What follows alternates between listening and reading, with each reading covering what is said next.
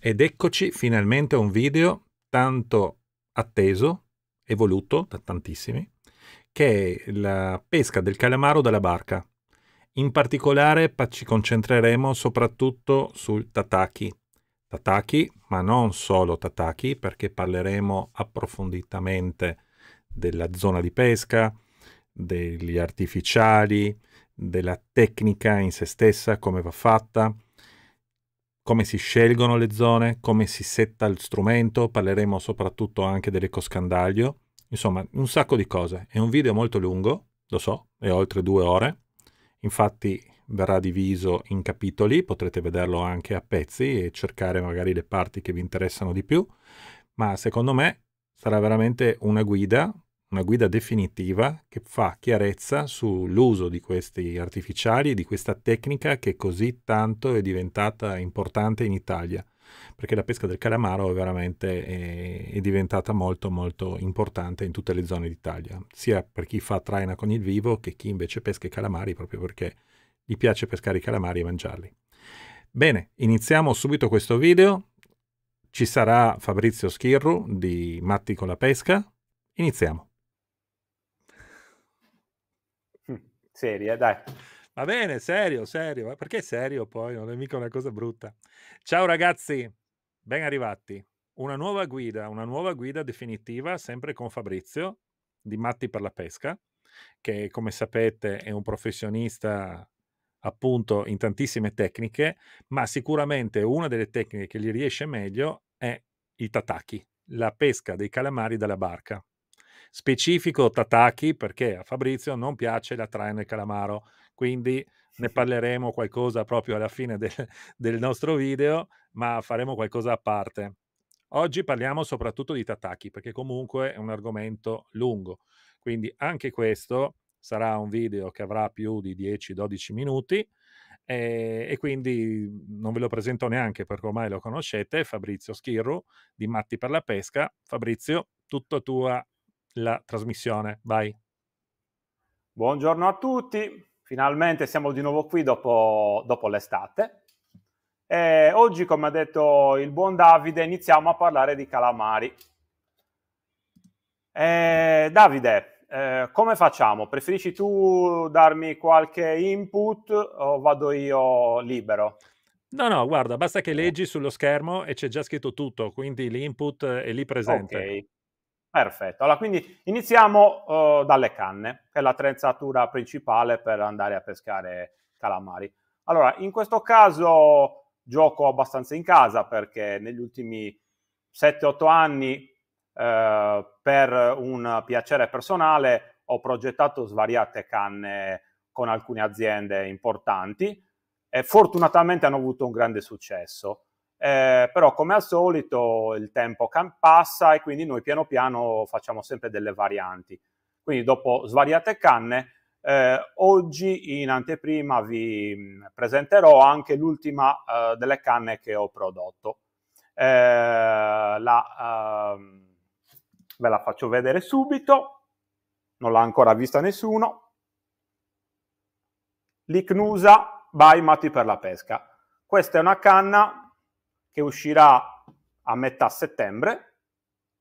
È una canna che è stata studiata da me in base a tutte le esigenze che ci siamo trovati davanti man mano che andavamo a pesca. Una delle cose principali di questi tipi di attrezzi qua è cercare di avere una canna che mantiene anche piombi importanti, perché dalle nostre parti, noi siamo a Cagliari, ma gironzolando nel sud della Sardegna, andiamo a pescare anche in posti con svariate profondità e soprattutto molta corrente, quindi abbiamo bisogno spesso e volentieri di una canna molto sensibile, ma che ci tiene parecchio piombo. Negli ultimi anni poi noi abbiamo sviluppato tutta una serie di gare, ormai qui in Sardegna la gara al calamaro è diventata un must, è la gara che si aspetta tutto l'anno. A proposito, poi dopo vi farò un invito personale alla nostra gara.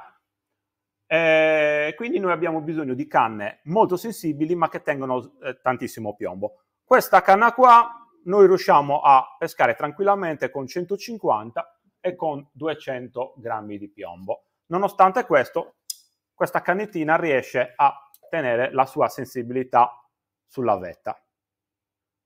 Cosa fondamentale quando andiamo a pescare i calamari, perché le canne troppo dure innanzitutto non fanno muovere bene i nostri opai e soprattutto rischiano di farci perdere svariati calamari nel recupero. Quindi la canna sì deve tenere piombo, ma allo stesso tempo deve accompagnare il movimento tataki e il calamaro che è in risalita. Questo è molto importante. Parliamo anche per gli amici che stanno iniziando oggi a fare i tataki, quindi non facciamo solo un discorso molto tecnico. Allora, negli anni precedenti tutte le canne che abbiamo prodotto sono state prodotte in svariate lunghezze, a partire dai 2,20 m, 2,40 m e 2,70 m. In questo caso ormai ho fatto questa canna solo in un'unica lunghezza, che è la lunghezza 2,40 m, perché abbiamo notato che questo tipo di lunghezza, secondo noi, è il top, perché una canna troppo corta innanzitutto rimane leggermente più rigida e poi non ci permette di utilizzare svariati opai.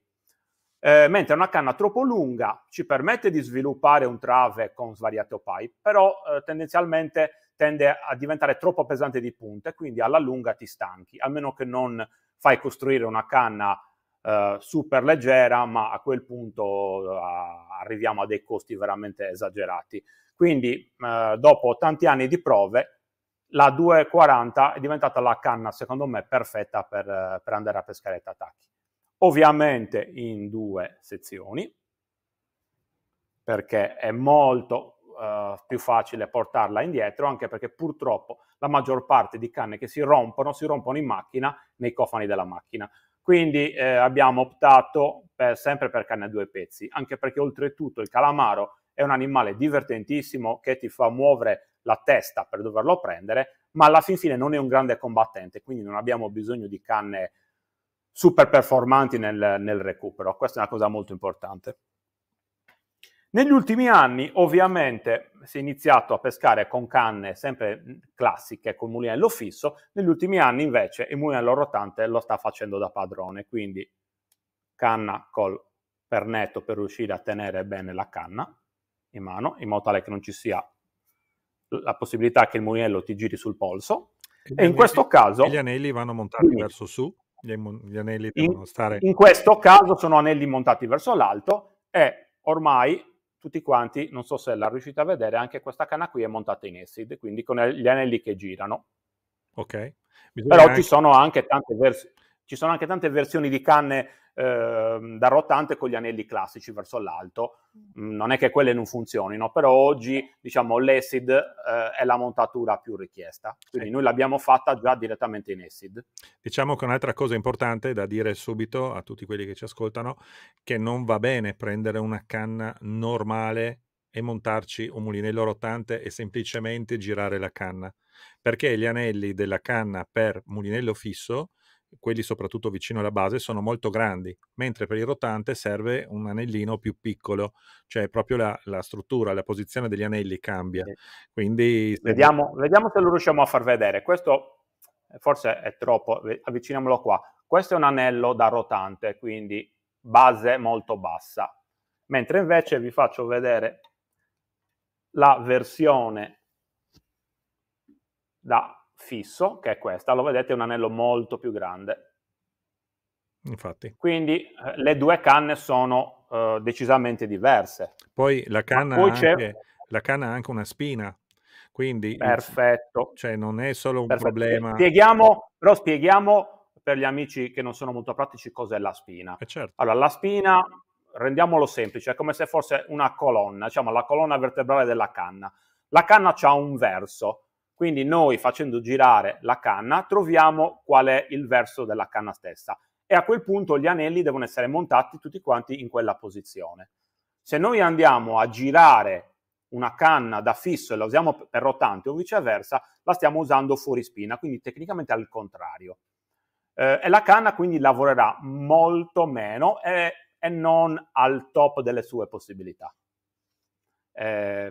Poi è anche vero che nella pesca del calamaro, non essendo un grande combattente del calamaro, queste sottigliezze le notiamo poco. Però se facciamo la stessa cosa su una canna da traina, su una canna da pesche verticali dove magari ci sono pesci che tirano, allora la differenza è molto sostanziale, a rischio di rotture di canne molto, molto, molto più semplici. Ok? Questo speriamo di averlo spiegato in modo semplice, non Poi diciamo, stiamo parlando sempre con esperti. poi un'altra differenza è che sulle canne per il rotante normalmente vengono montati anche più anelli rispetto alle canne per il fisso. Ricordo, Decisamente. il rotante è quel mulinello in cui la bobina gira e la cassa rimane ferma, la bobina ha il filo avvolto e gira la bobina. Il fisso invece è quel mulinello in cui la bobina rimane sempre ferma, non gira, ma noi avvolgiamo il filo intorno. In tutti i 2 casi, diciamo, è fondamentale che il mulinello comunque sia di un minimo di qualità, perché se no, rischiamo che veramente in poco tempo, non funzioni più bene. Nel caso del mulinello a bobina fissa, andrà a fare delle torsioni sul filo e usando più volte la canna si troverà il filo tutto intorcolato, tutto girato, diciamo. Nel caso del mulinello fisso avremo problemi di scorrevolezza, scusa, del mulinello rotante, avremo problemi di scorrevolezza, avremo difficoltà a calare sul fondo, ma parleremo dopo casomai dei mulinelli, o hai già iniziato, hai già Sì. lasciato le canne e stai parlando del mulinello?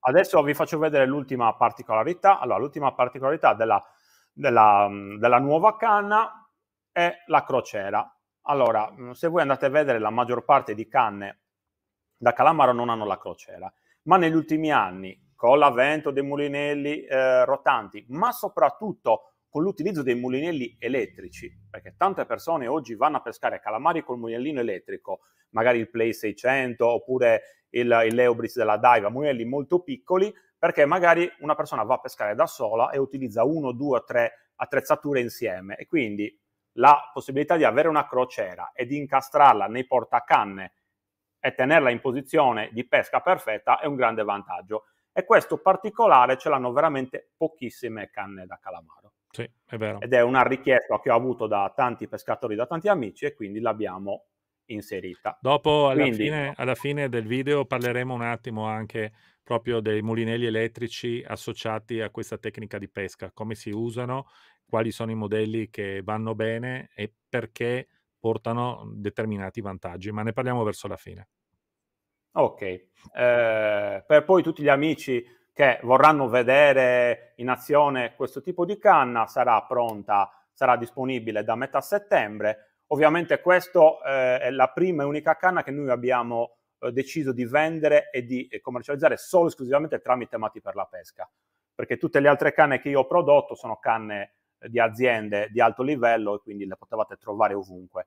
Mentre invece questa canna qui, l'Icnusa, la potrete trovare solo qui da noi, da Matti per la Pesca o nel nostro sito. Ma questo non è un problema, anche perché poi ci sono tantissime altre canne per la pesca al calamaro, di 1000 marche, eccetera, eccetera. Però noi oggi abbiamo parlato di questa, vi abbiamo fatto vedere un po' le caratteristiche che deve avere una canna. Sì, è stata una mia richiesta specifica questa, di non rimanere troppo nel senso generale, ma dare magari la possibilità alle persone che ci stanno seguendo di individuare dei prodotti specifici.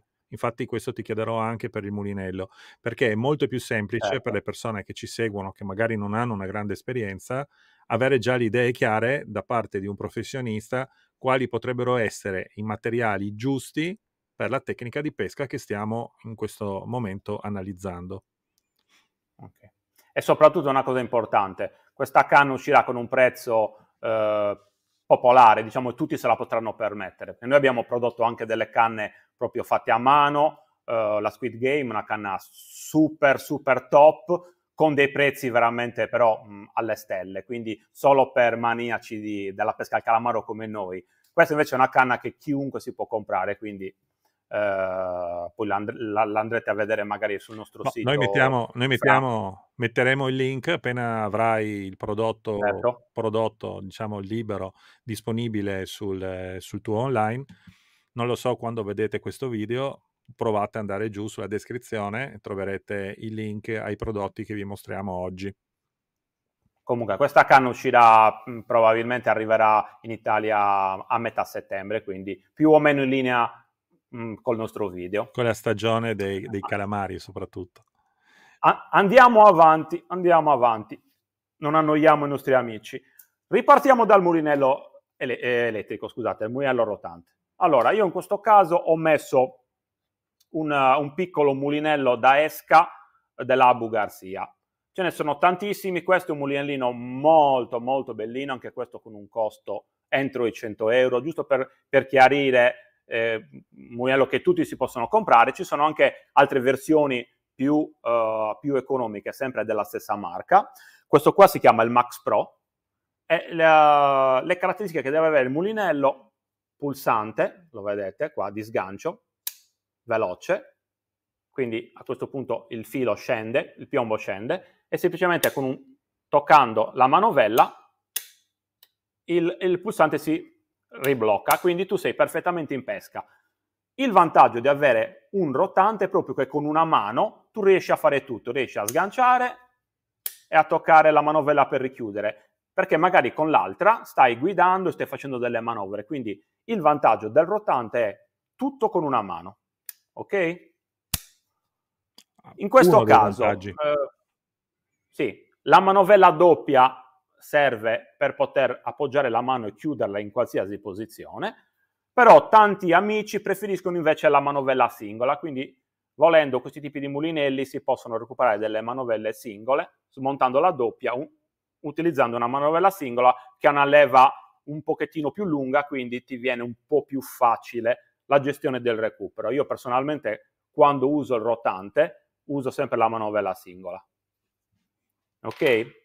Questi mulinelli sono abbastanza veloci, col fatto che, ripeto, il calamaro non è un grande combattente, non devono avere grandissime prestazioni, semplicemente è una questione di velocità e soprattutto di peso, perché se voi abbinate questa canna a questo mulinello praticamente l'attrezzatura la potete tenere anche 10 ore in mano che non vi stancherà. Questa è una cosa molto importante. Il mulinello, ho visto che ha anche la frizione per regolare la tensione in caduta dell'esca. Ovviamente la frizione di questi mulinelli è a stella. Frizione a stella, poi. Ok. Si regola e quindi una sempre volta. con una mano si può fare tutto. Quindi un consiglio: mulinellino rotante. Io vi sto consigliando un Abu, ma ce ne sono anche lì tantissimi. Molto leggero e molto prestante, da aggiungere alla manovella. Oppure per gli amici che vogliono dare prestazione per una gara, o perché magari vanno a pescare i calamari, può capitare a 80-100 metri di fondo, e quindi magari il recupero di questo mulinello è un po' più lento perché il giro della bobina è abbastanza piccolo. Noi molte volte utilizziamo anche su queste canne qua invece un normalissimo mulinello da slow. In questo caso c'ho un Titan Claw che tantissimi clienti, amici hanno proprio per la pesca la pesca verticali, e questo mulinello si può tranquillamente montare su una di queste canne rotanti per dargli sicuramente molta più velocità, perché ogni giro di questo mulinello è sicuramente molto più veloce rispetto al precedente.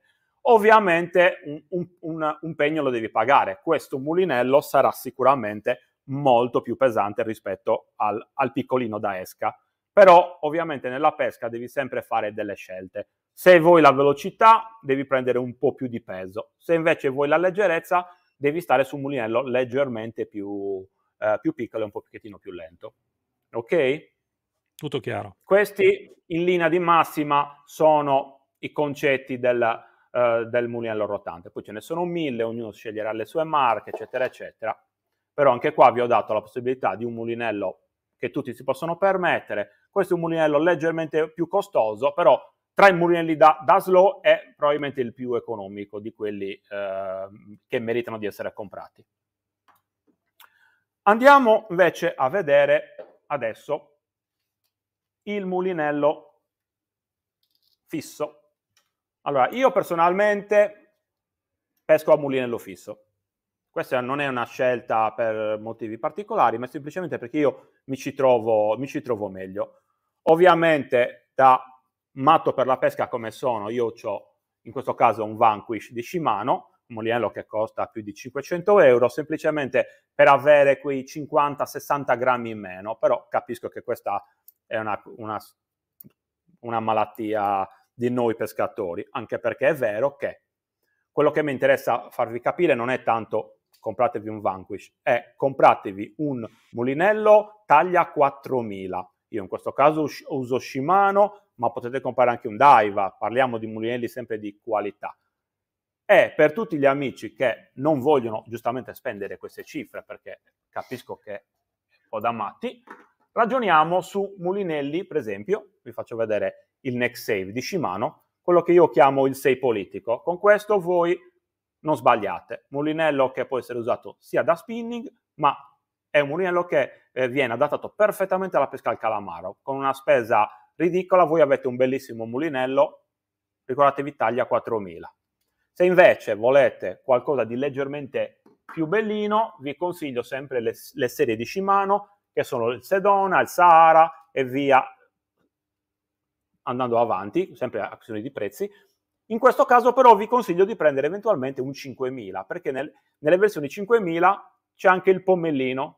Fortunatamente nell'ultimo anno stanno mettendo il pomellino da combattimento su tutti i modelli 5000 e vi posso garantire che stando tanto tempo pescando calamari apprezzerete il pomellino.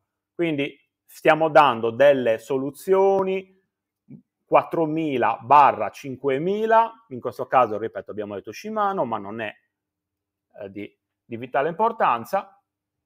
Con questo tipo di mulinello voi riuscite a pescare con qualsiasi condizione e soprattutto facendo la spesa che volete voi, partendo dai 50 euro a salire. Ovviamente purtroppo nella pesca oggi certe attrezzature costano, però ognuno poi va a scegliere quella che preferisce. Io è il mio lavoro, è la mia passione, quindi tendo sempre a avere attrezzature molto costose, ovviamente andando a fare dei sacrifici in altre cose, però ci sono tantissime soluzioni di prezzo e quindi potete comprarvi una canna di mulinello da calamaro senza andare veramente a esagerare. Ovviamente spendendo qualcosina in più avrete delle prestazioni superiori. Questo penso che sia ormai su tutti i campi, in quello delle macchine, in quello delle attrezzature, comprese quelle da pesca.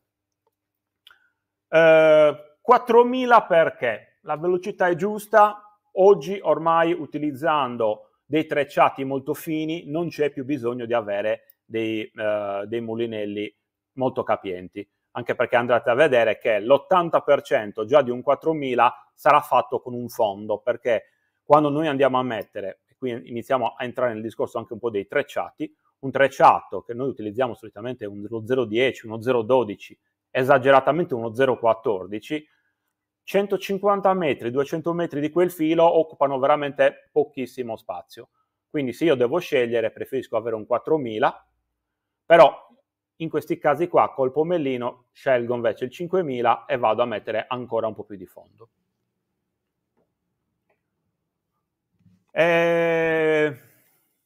Cosa dire ancora sui mulinelli?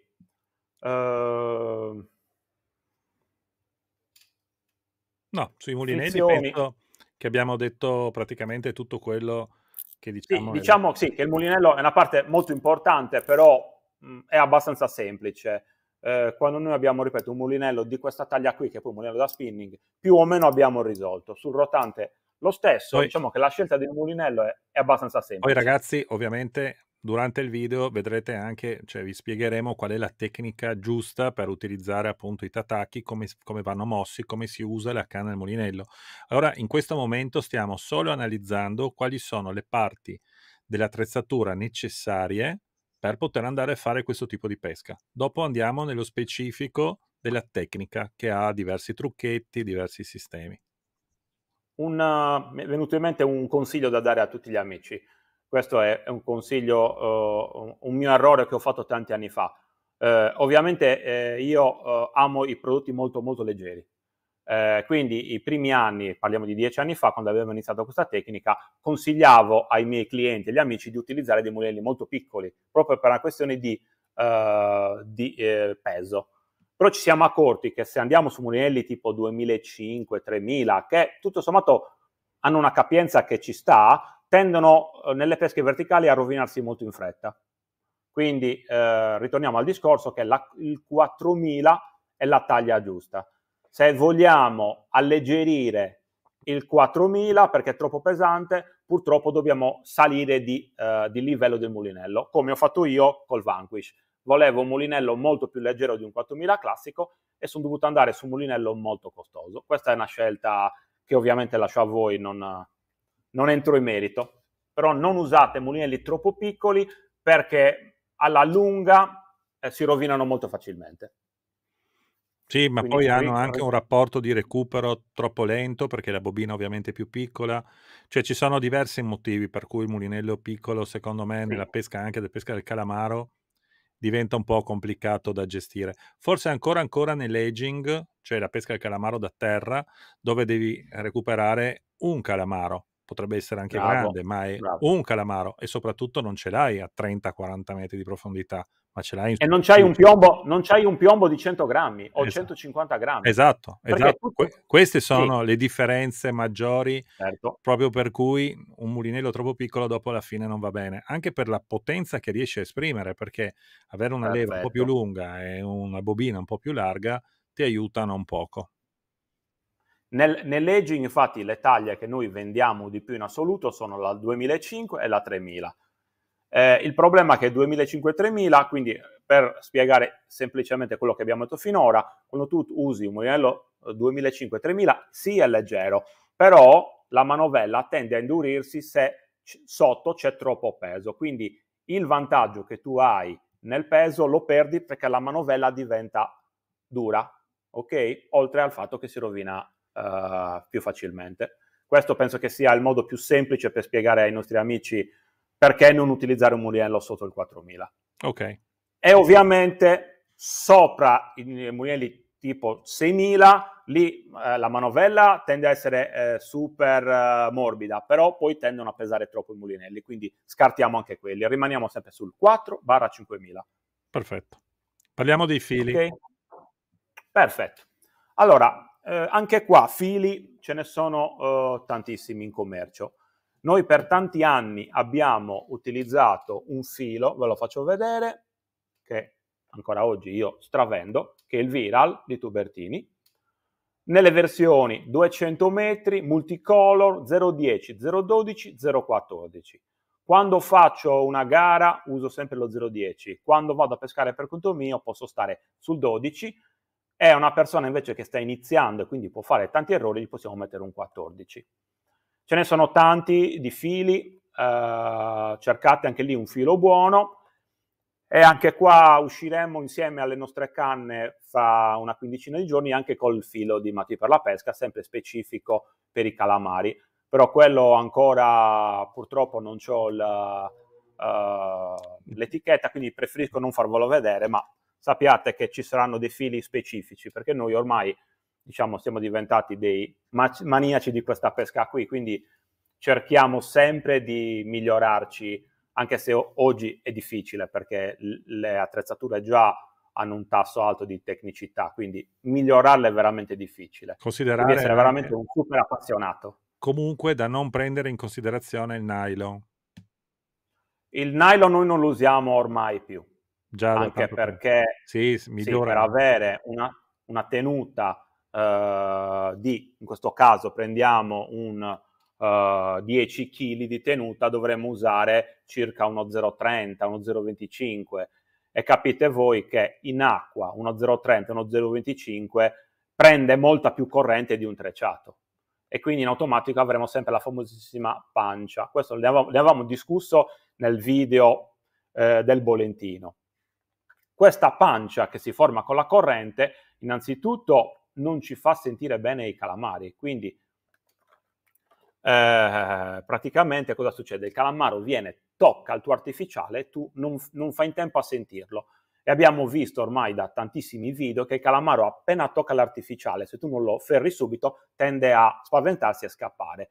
Quindi col nylon, secondo me, ci sarebbero tantissime ferrate a vuoto. Quindi ve lo sconsiglio, questo è un mio modestissimo parere. No, ma è una sicurezza. Proprio anche perché tante volte i calamari mangiano veramente pianissimo e pochissimo e se non hai la sensibilità, e qui anche c'è il motivo per cui avere una canna buona piuttosto che una canna meno buona o non avere una canna dedicata a questo tipo di pesca con determinate caratteristiche, vuol dire non riuscire a vedere le toccate più leggere. E vi posso Sì. assicurare che almeno il 30-40% dei calamari toccano veramente in un modo super leggero. Fondamentale quindi avere una canna adeguata con Sì. tutte le cose intorno fatte in un certo modo. Che la canna, come diciamo noi, ti deve far sentire le sensazioni che ci sono intorno, perché quando il calamaro si appende e tira, puoi andarlo a prendere con qualsiasi canna. Il problema è che spesso e volentieri il calamaro ti tocca, sfiora, assaggia l'artificiale e con determinati tipi di canne, di cimini, tu riesci a percepire che qualcosa ti sta toccando e riesci in automatico poi a muoverti per poterlo ferrare. Se invece tu queste sensazioni non ce le hai perché la canna è sorda, quindi non le senti, prenderai solo i calamari fondamentalmente che si suicidano, quelli che si attaccano e iniziano a tirare come se stessero suonando le campane della chiesa. Questo l'abbiamo visto soprattutto negli ultimi anni con tantissimi video, che i calamari, tantissimi arrivano, toccano l'esca e tu da sopra neanche ti accorgi del movimento. Con determinate canne invece tu questi movimenti comunque hai la sensazione della toccata e quindi puoi reagire di conseguenza. Quindi abbiamo detto fili, parliamo di 150 metri o 200 metri, basta ne avanzano. Noi utilizziamo i multicolor, ma potete usare tranquillamente anche il monocolore. Io vi consiglio 0,10, 0,12, massimo 0,14. Dopo iniziano ad essere dei fili troppo grossi che non hanno un senso perché calamari da 50 kg non esistono, o perlomeno esistono, ma non nel nostro mare e soprattutto non alle profondità dove noi andiamo a pescare. Quel tipo di calamaro lì lo possiamo trovare a 200-300 metri, ma quella è un'altra pesca e un'altra storia. Quindi i calamari che prendiamo noi siamo riusciti a prendere al massimo calamari di forse 1,7 kg, quando è veramente è un gigante. So di qualche calamaro preso intorno ai 2 kg, però sono sempre calamari che tranquillamente puoi recuperare con uno 0,10. L'importante in quel caso è non tirarlo su di peso, ma una volta arrivato in superficie alzare il filo con la mano, perché alzare un calamaro di 2 kg con una di queste canne probabilmente la canna finirà sempre rotta. Quindi attenzione quando alzate i calamari. Parentesi, quando noi peschiamo non utilizziamo coppo, i calamari normalmente li tiriamo su con la canna. Un calamaro non è un problema, 2 calamari medi piccoli li tiriamo su. Già quando inizi a prendere 3 calamari insieme conviene sempre avvicinare la canna, prendere il filo con la mano e tirarli su di peso, perché purtroppo tante volte la canna si rompe. O quando abbiamo un calamaro grosso, quando ne abbiamo 3 o a volte ne abbiamo 4. Quindi questa era una parentesi sul recupero. Dopodiché abbiamo lo shock leader, dopo il multifibre, perché non andiamo direttamente con la girella, ovviamente. Perfetto. Sì, anche perché i calamari comunque ci vedono benissimo. Il trecciato ha super prestazioni, però è molto molto molto visibile. Quindi noi mettiamo solitamente un po' come si fa col bolentino, quei 5, 6, 7 metri di shock leader per staccare il trecciato dagli artificiali. E soprattutto anche lì perché ci può capitare di strisciare il trecciato su qualche pietra o capita molte volte su qualche cima, su qualche rete, il trecciato tende a rovinarsi molto in fretta, mentre invece il fluorocarbon riesce a resistere perfettamente a tutti questi tipi di abrasione. E ricordo agli amici, ogni tanto questo fluorocarbon cambiatelo, perché spesso e volentieri qui in negozio vengono clienti a cui io ho montato il fluorocarbon un anno prima e lo tengono un anno. Ricordatevi che il fluorocarbon tende a opacizzarsi, quindi dopo un po' di volte che voi l'avete usato non ha più la caratteristica dell'invisibilità, per quanto qualcuno ci creda o qualcuno non ci creda. Però a prescindere, utilizzato spesso e volentieri diventa opaco. Io ho dato per scontato che si usa fluorocarbon. Qualcuno usa nylon, io personalmente uso sempre rigorosamente fluorocarbon. Vi faccio anche vedere adesso due tipi di fluorocarbon da utilizzare per lo shock leader. Allora, questo è il filo che ho fatto vedere spesso, che ormai l'FXR, Della in Siger. questo caso io metto l'FXR del 28, ok? Perché questo filo qua ha un carico di rottura altissimo, quindi va benissimo lo 0,28.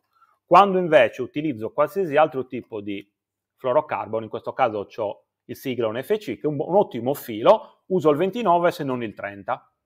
Quindi il nostro range va 29-30 su qualsiasi tipo di filo. Sull'FXR va benissimo il 28 per i suoi carichi di rottura.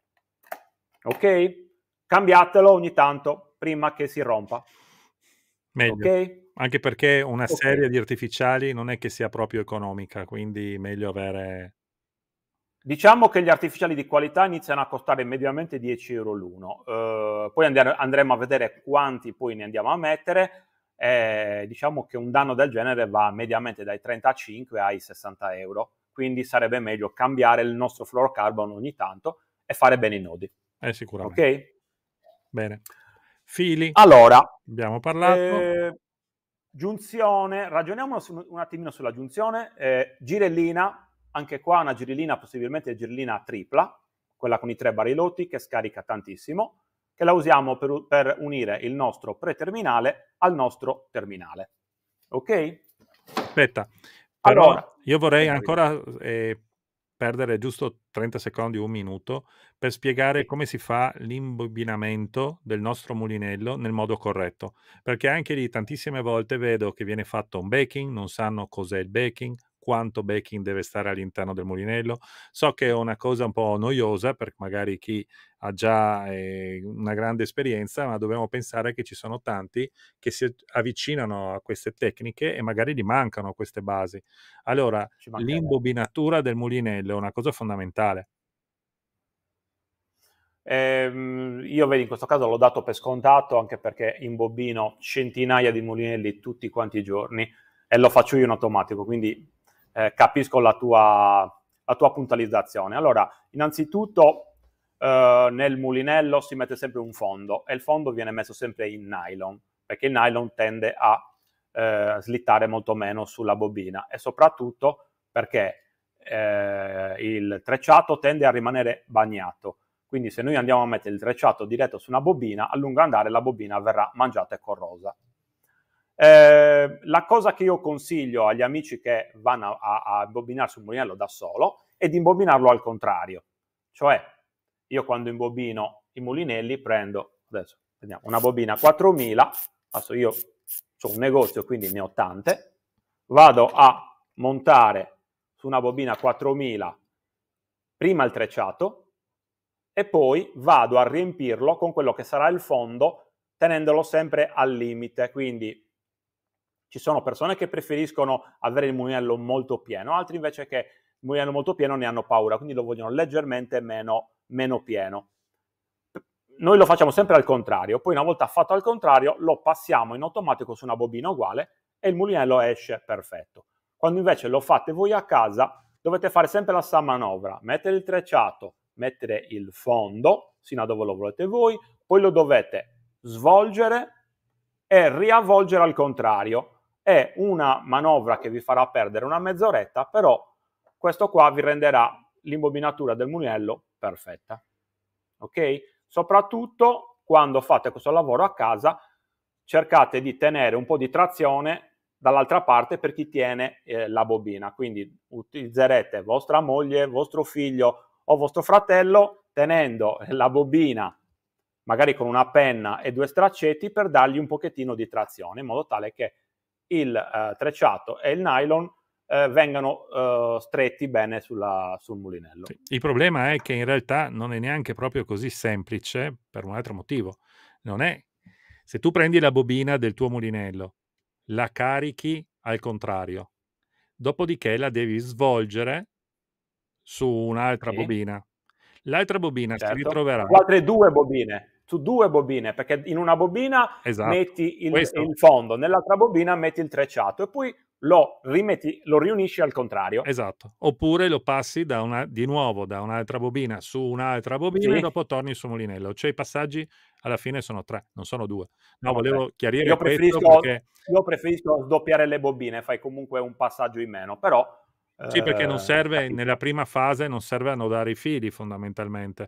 Puoi mettere il filo No, direttamente sopra senza fare il nodo, quindi va benissimo, non è certo, un problema. Sì, certo. o sdoppi le bobine o fai un passaggio ancora da una bobina all'altra, è la stessa identica cosa.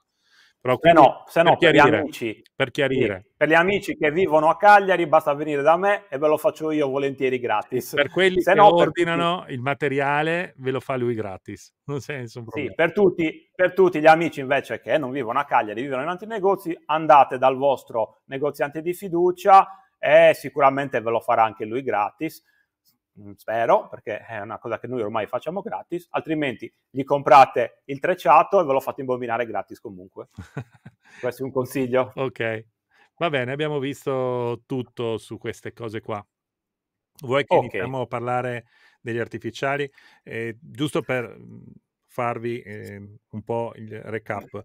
In questo video parleremo ancora degli artificiali, delle tecniche, ma anche delle tecniche di ricerca, delle tecniche di approccio ai calamari e di come si va a settare l'ecoscandaglio e anche il GPS proprio per andare a fare questo tipo di pesca. Quindi ci sarà ancora un po' di roba da parlare sicuramente. sì. Allora, per non perderci alcuni passaggi, parliamo un attimino del trave. Okay? Parliamo del trave e poi ci teniamo per ultimi gli artificiali, che li teniamo per ultimi perché sono fondamentalmente la cosa più importante, la cosa forse dove c'è più da parlare. Ok? Allora, questi travi qua, come vi ho fatto vedere prima, anzi no, non vi ho fatto vedere prima perché non ne abbiamo ancora parlato.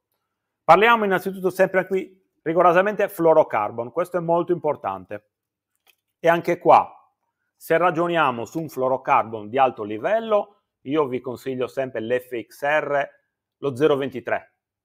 Ok? Se invece utilizziamo altri tipi di fluorocarbon, e ritorniamo sempre al siglo NFC, possiamo andare sul 26 e sul 25. Ok?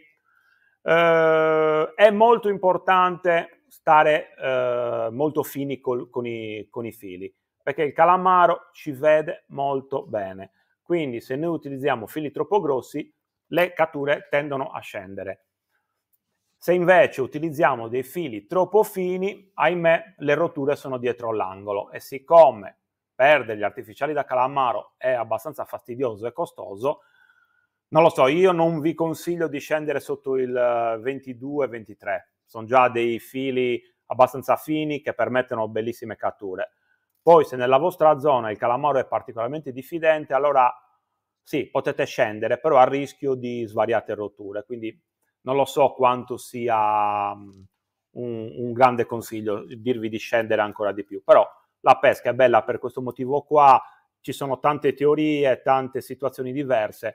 Io personalmente non sono mai sceso sotto il 23, No, con risultati io importanti. posso anche dire che per mia esperienza personale, più che scendere tanto col diametro del filo, è meglio investire un po' di più sulla tecnica di movimento dei tataki, che non è per nulla banale.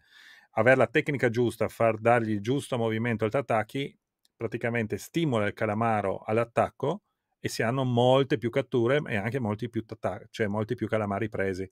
Quello e la sensibilità sulla canna. Ecco, la prima cosa da Decisamente. fare, se vogliamo migliorare la nostra tecnica di pesca, prendere più calamari, concentriamoci molto sulla canna, sensibilità della canna. Bisogna stare attenti, ragazzi, bisogna avere la giusta sensibilità, bisogna farsela questa sensibilità. Se c'è qualcosa che tocca, noi dobbiamo essere in grado di vederlo, prima cosa. E seconda cosa, come vi ho detto, la tecnica di movimento. Calare semplicemente il tataki e stare semplicemente fermi o muoverlo su e giù senza nessun senso, senza nessun criterio, non induce il calamaro all'attacco. Bisogna fare certe manovre che vedremo dopo, quando parliamo della Beh, tecnica. le vediamo dopo anche perché lì poi, secondo me, poi non bisogna abusare di questi movimenti, poi dopo ve lo spiego nello specifico. Torniamo al nostro trave.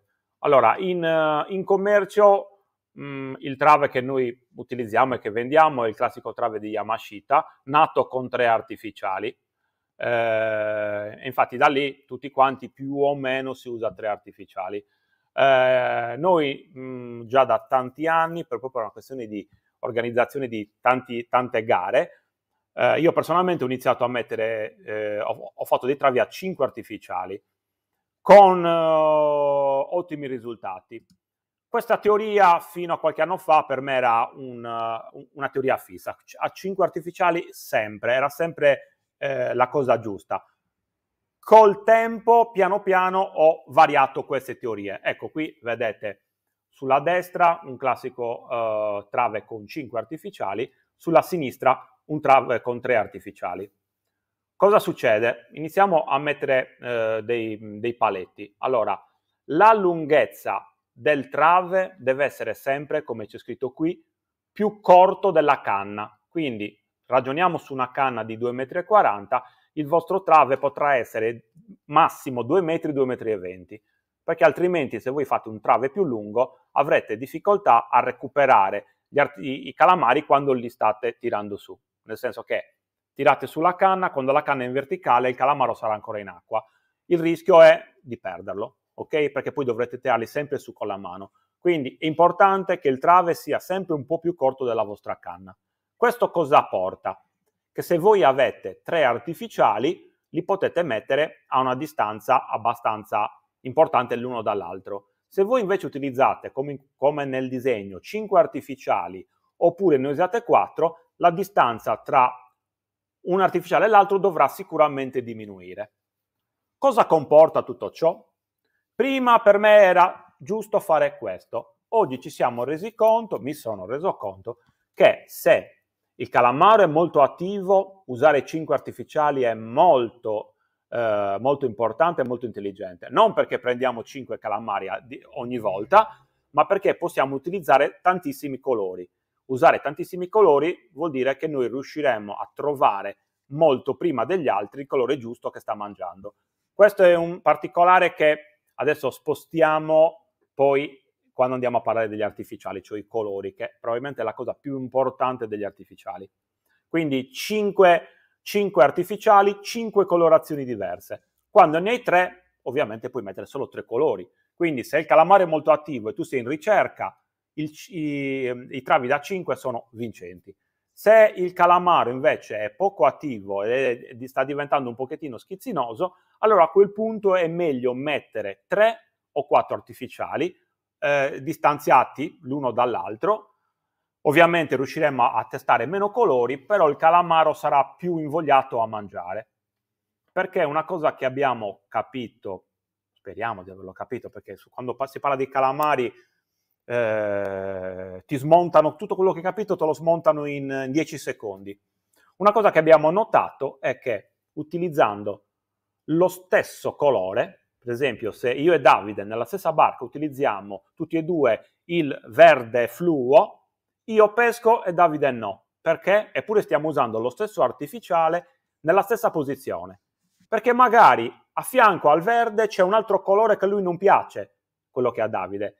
A fianco al mio verde c'è invece un colore a cui lui non dà fastidio, quindi il mio verde pesca e quello di Davide no. Questa è una sfumatura, secondo me, già per gente che riesce a andare a pescare, perché se siete all'inizio non fate conto di quello che vi ho detto, se no diventate matti. Però abbiamo notato che lo stesso artificiale non funziona con tutti allo stesso modo e questo succede perché probabilmente a fianco abbiamo dei colori leggermente diversi che a lui non piacciono. E qui poi diciamo, dopo... per mia esperienza personale, più che una differenza piace o non piace sui colori, che sicuramente potrà anche esistere, ma è proprio la distanza tra due artificiali. Se la distanza è troppo piccola, l'artificiale sopra dà fastidio al calamaro mentre attacca quello sotto e probabilmente si trova in crisi e non si avvicina troppo. Io penso che se io e te andiamo a pescare e tu peschi e io non pesco, è semplicemente perché tu hai più sensibilità e soprattutto li muovi meglio gli artificiali. Non penso che il mio verde peschi meno del tuo perché... È molto, è molto discussa questa situazione, perché quando noi andiamo a fare delle gare, più o meno l'equipaggio è sempre lo stesso e sono tutte persone che ti posso garantire che pescano da tanti anni e bene. Abbiamo provato su un esempio di una gara che abbiamo fatto l'anno scorso, su cui poi alla fine abbiamo preso 80 calamari in 5 ore, quindi non pochi. Chi avevo a destra pescava con un blu Yamashita, io pescavo con un verde DTD, a sinistra mia moglie pescava con un giallo DTD. Abbiamo provato a mettere ognuno i tataki dell'altro e non ci davano. Continuavano a dare sempre gli stessi a ognuno di noi. E questo perché la scala dei colori fra noi era diversa. Ma anche Quindi uno l'altezza, continuava... cioè dipende non solo il colore, ma anche l'altezza rispetto al fondo. Torno a ripetere, cioè ci sono tante varianti. Bisognerebbe fare uno Ci studio. sono tante varianti che in questo momento agli amici che stanno iniziando possono solo confondere le idee. Sì, ma Ragion... è per fare un po' il caffè dello sport qua, il caffè della pesca, e ci ragiona un po' sopra, perché tanti Sì. proprio, anche sul discorso perché un colore che funziona molto bene quest'anno, l'anno dopo magari non funziona più tanto bene, perché bisogna ogni anno investire in colori nuovi, quando magari uno dice, ma scusa, il colore nuovo di 5 anni fa, che cos'è che gli manca rispetto ai colori di oggi? Cioè, che problema c'è? Eppure effettivamente vi posso assicurare che i colori nuovi di solito pagano di più dei colori usati gli anni prima. Probabilmente le varianti nuove fanno spesso la differenza. Sembra un discorso fatto, a me mi dicono, tu lo dici perché sei un negoziante e devi vendere. Vi posso garantire che spesso e volentieri nei calamari le novità, le sfumature di colori nuovi spesso fanno la differenza. Però riportiamolo sempre più avanti questo. Ritorniamo un attimino nei nostri travi, altrimenti non ne usciamo vivi. Quindi abbiamo detto travi da 3, travi da 4 o travi da 5. L'anno scorso, per esempio, ho scelto di usare dei travi da 4 perché i calamari, nonostante l'estate, quindi l'acqua molto calda, stavano a 28 metri, una rarità per noi, e a 28 metri spesso e volentieri c'era Posidonia, dove andiamo a prendere noi, quindi ho dovuto togliere per forza il primo artificiale dal basso e pescare con 4, altrimenti quello si riempiva sempre di alghe e diventava un disastro. Quindi anche la variante da 4 con l'ultimo snap che manca può essere vincente. Ok? Qui, se vedete... Qui ho fatto il Dimmi. montatura per Posidonia, infatti, a destra. Perfetto, la vedi che anche tu, senza metterci d'accordo, hai fatto più o meno la stessa cosa, togliendo gli ultimi artificiali, dando la possibilità agli artificiali di muoversi senza riempirsi di alghe. Perché ricordatevi che quando un artificiale si riempie di alghe, poi non fa più pescare tutto il trave. Ma non solo È le incredibile. alghe, basta che sia sporco di nero dei calamari. Infatti un consiglio che vi do, ogni volta che pescate un calamaro col tataki, so che avete la voglia di calare subito di nuovo i vostri artificiali, ma invece fermatevi un Eccolo qua. attimo, prendete uno spazzolino da denti, come quello del nostro amico Fabrizio, e pulite il cestello. Dovete pulire il cestello, non ci deve essere nero, perché il nero per il calamaro vuol dire problemi, emergenza, c'è qualcosa che non va, e non si avvicina, cioè si avvicina, vede e va via. Quindi la prima cosa da fare, dopo aver preso il calamaro, è dare una spazzolata al cestello per essere sicuri che non rimangano tracce di nero. Perfetto. Allora, qui al centro abbiamo visto le parature a 3, le parature a 5 e la paratura da Posidonia. Al centro c'è un trave invece col braccetto. Allora, partiamo dal presupposto che in tutte queste travi il nodo che noi facciamo per unire lo snap, adesso lo snap ve lo faccio vedere, mio qua, in questo caso noi utilizziamo lo snap di Tubertini, aspettate, eccolo qua, oppure l'NT classico, un super snap, e tutti e due questi snap vengono uniti al trave con un nodo che si chiama dropper loop, ok? Che vi permette di fare quella soletta. Io il dropper loop lo faccio abbastanza ampio perché secondo me il dropper loop ampio dà la possibilità al cefalopode di allungare i tentacoli, acchiappare l'artificiale, poi cosa fa il calamaro? Lo gira e lo prende con i tentacoli più corti e quindi lo acchiappa bene.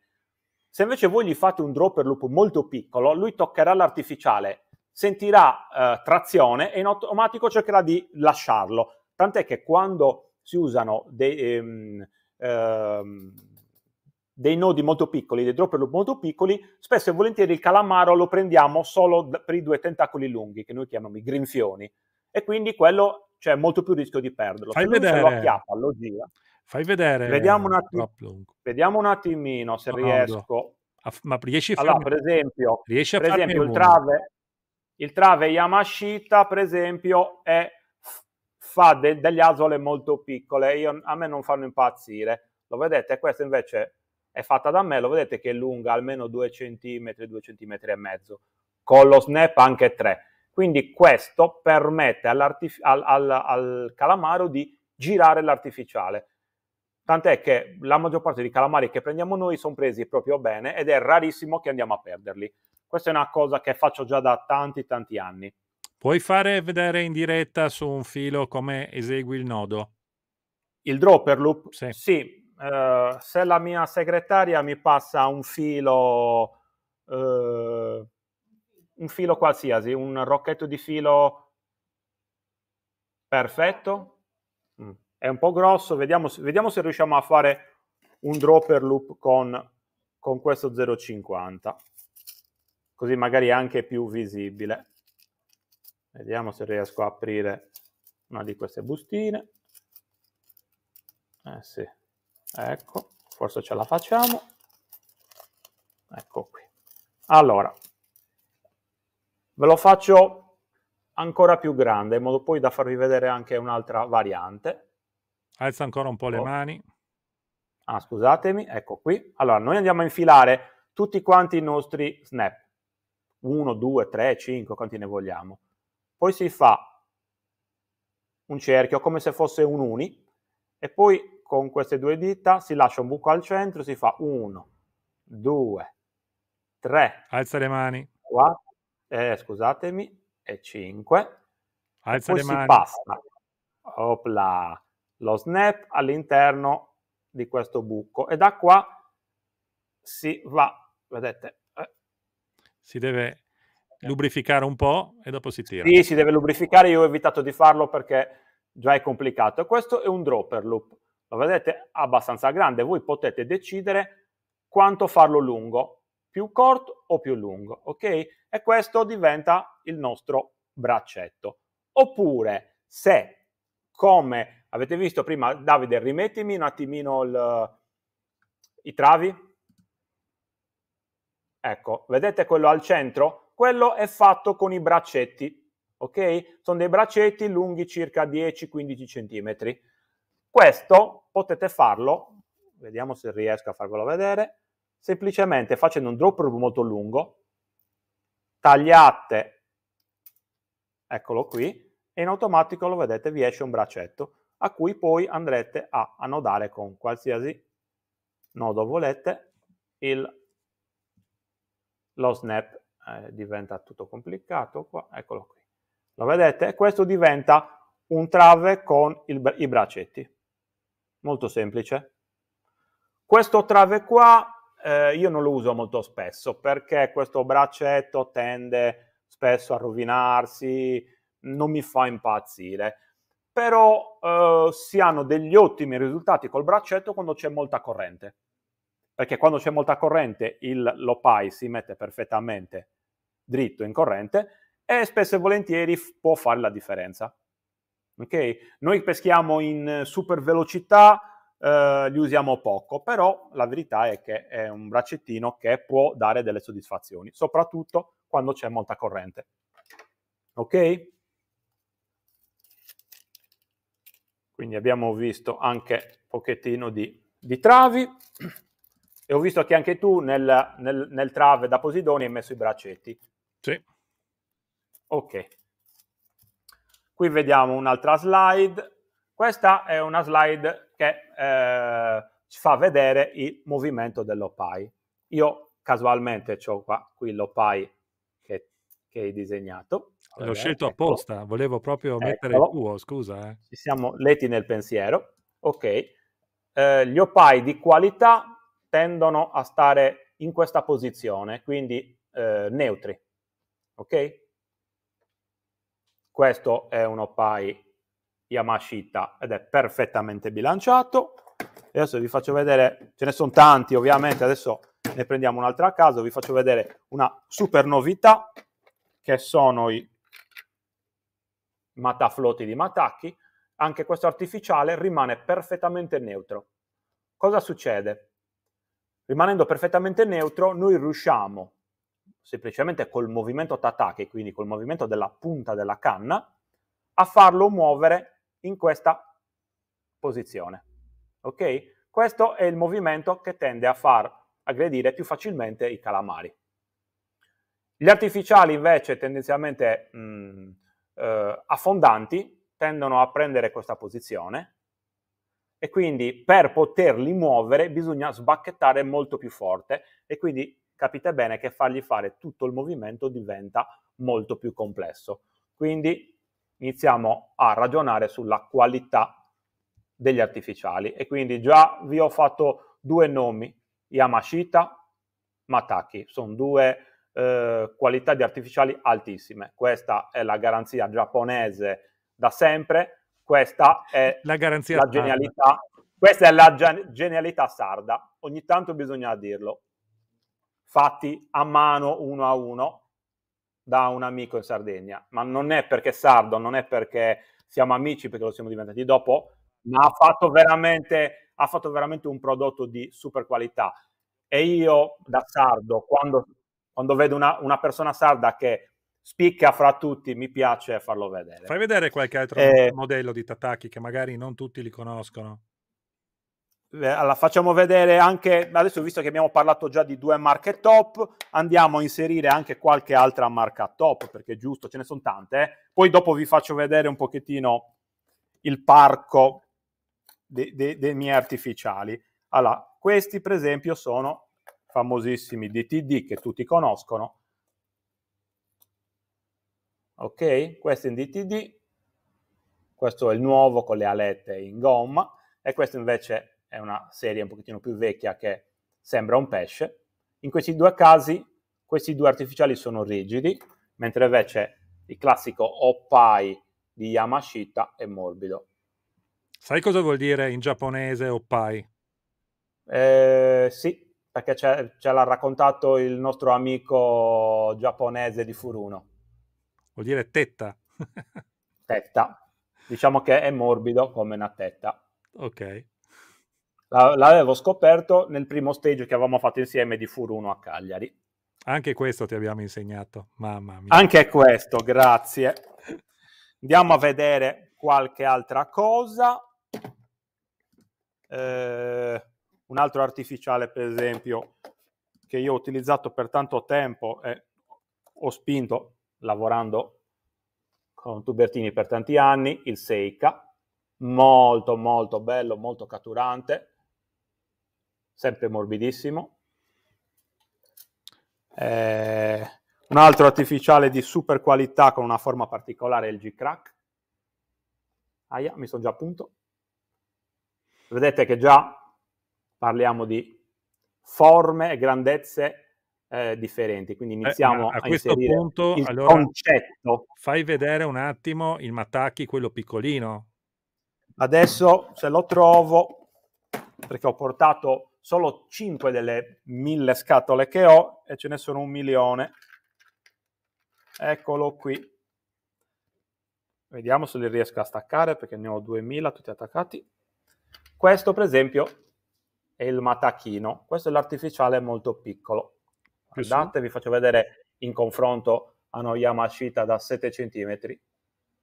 E voi ovviamente mi chiederete per quale motivo si fanno artificiali piccoli, grandi, eccetera, eccetera.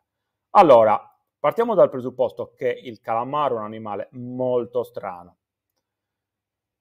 Il calamaro, quando è in piena attività, in piena forza, tende ad attaccare pesci artificiali più grandi, perché lui si sente forte, quindi va a attaccare artificiali più grandi. Dopo che fa svariati attacchi o in periodi dove magari non è particolarmente in grinta, tende ad andare in economia di energie, e quindi man mano che lui va in economia tende a attaccare artificiali sempre più piccoli.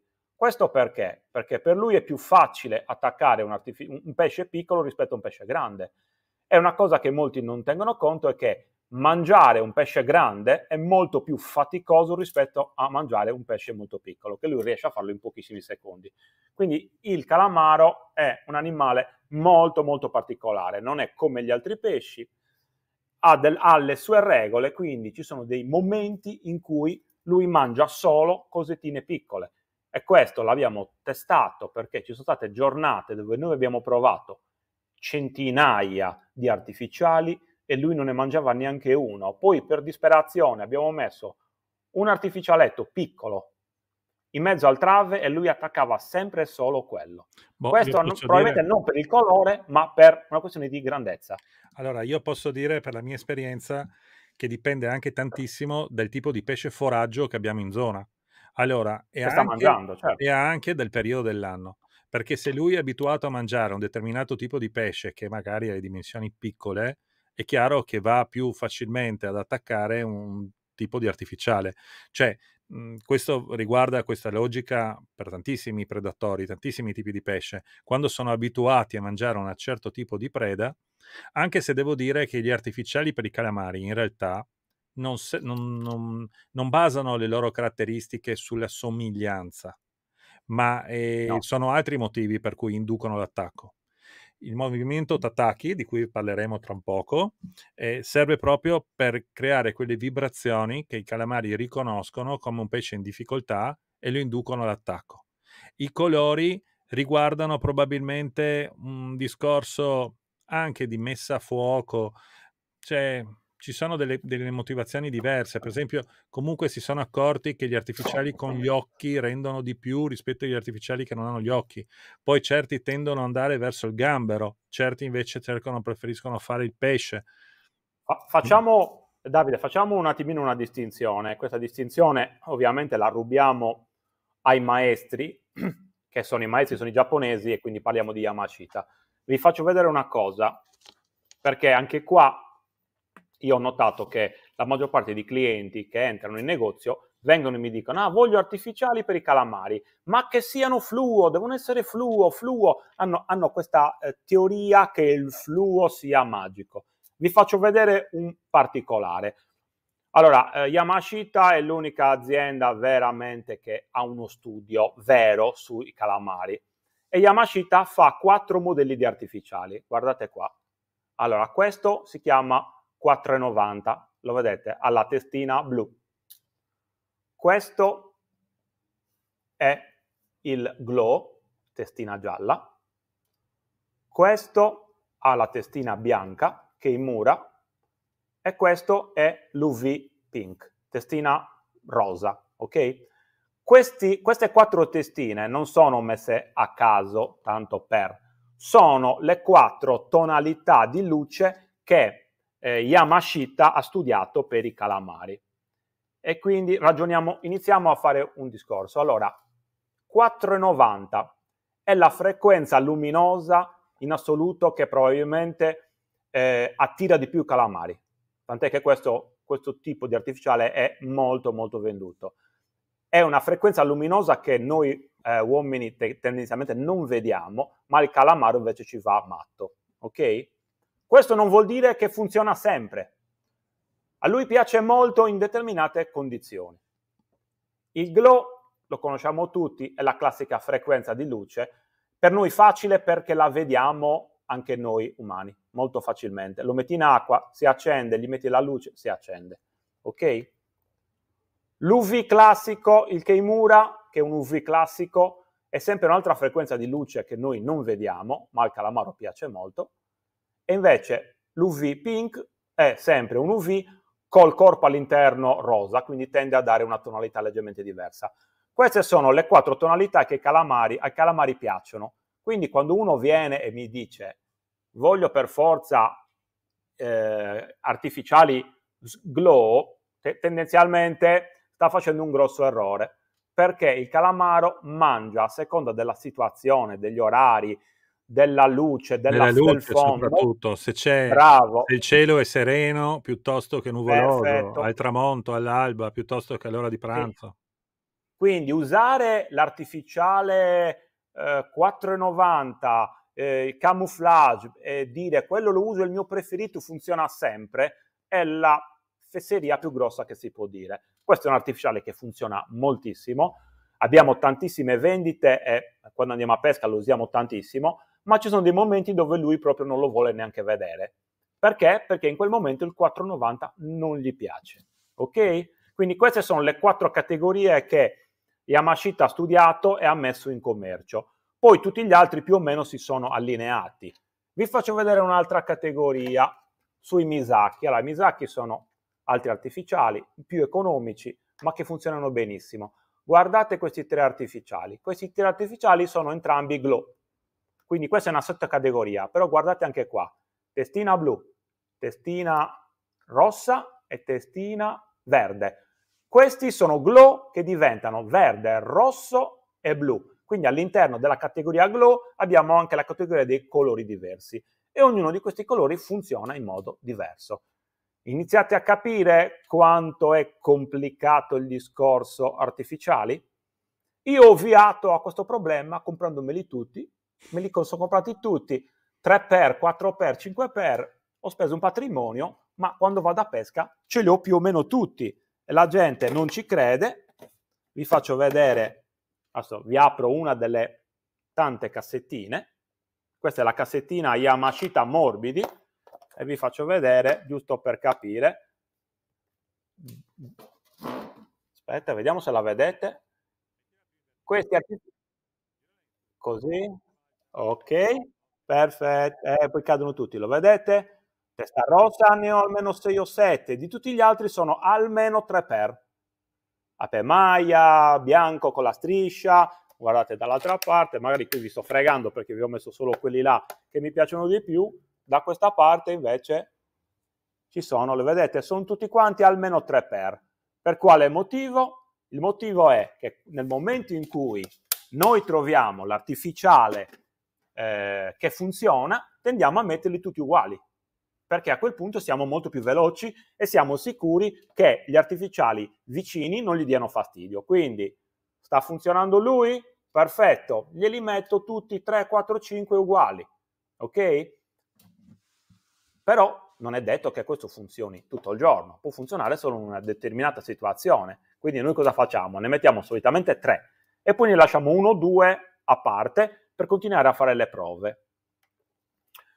Questo è il modo in cui noi peschiamo. Capisco che per le persone normali non è una situazione facile, anche perché tutti questi artificiali noi ce li siamo costruiti in tanti anni e vi posso garantire con tanti sacrifici. Guardate, giusto una scatoletta così in amicizia di Matacchi, ci sono milioni di euro qui dentro e noi, molti mi dicono ma li usi tutti, ma è impossibile, noi li continuiamo a girare, giriamo sempre fin quando non troviamo quelli giusti.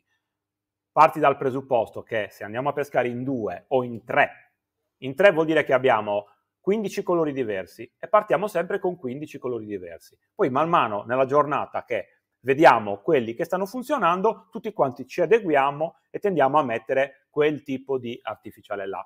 Questo ci permette di essere molto più rapidi. Se dobbiamo andare a fare una sessione di traina, andiamo a pescare all'alba, facciamo 5, 10, 15 calamari nel più breve tempo possibile e poi si schizza a traina. Se invece la ragioniamo una pescata normale di calamari o ancora di più una gara come noi facciamo, questo ti permette di avere dei numeri che normalmente le persone comuni non hanno.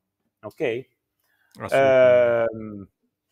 Faccio una piccola premessa, se mi permetti. Invito tutti gli amici sardi, ma io spero anche di tutta Italia, a venire alla nostra manifestazione che si chiama Tataki Day Memorial Marco Schirru, che è il memorial di mio papà, il 24 settembre a Cagliari, a Marina di Capitana. È la prima gara in Italia fatta di pesca al calamaro e oggi è decisamente la più grossa. È una grande festa. Io ti ho invitato, ma tu purtroppo sei prima a Cannes per video filmati, ormai sei un attore. Poi sei a Genova, quindi non No, sono a potrai Genova, venire. al stand Furuno, anzi, Lo so. invito tutti quelli che vedono il video prima di Genova e vogliono passare a Genova di passare ovviamente stand Furuno a trovarmi, sarò lì tutti i giorni fondamentalmente. Io comunque vi invito al Tataki Day a Cagliari il 24 settembre. Se qualcuno di voi vuol venire, contattate Mati per la pesca e saremo veramente contenti di avere amici da tutta Italia. Andiamo avanti Una perché pesca... sennò la gente pensa che è finito il video, qua non siamo neanche a metà.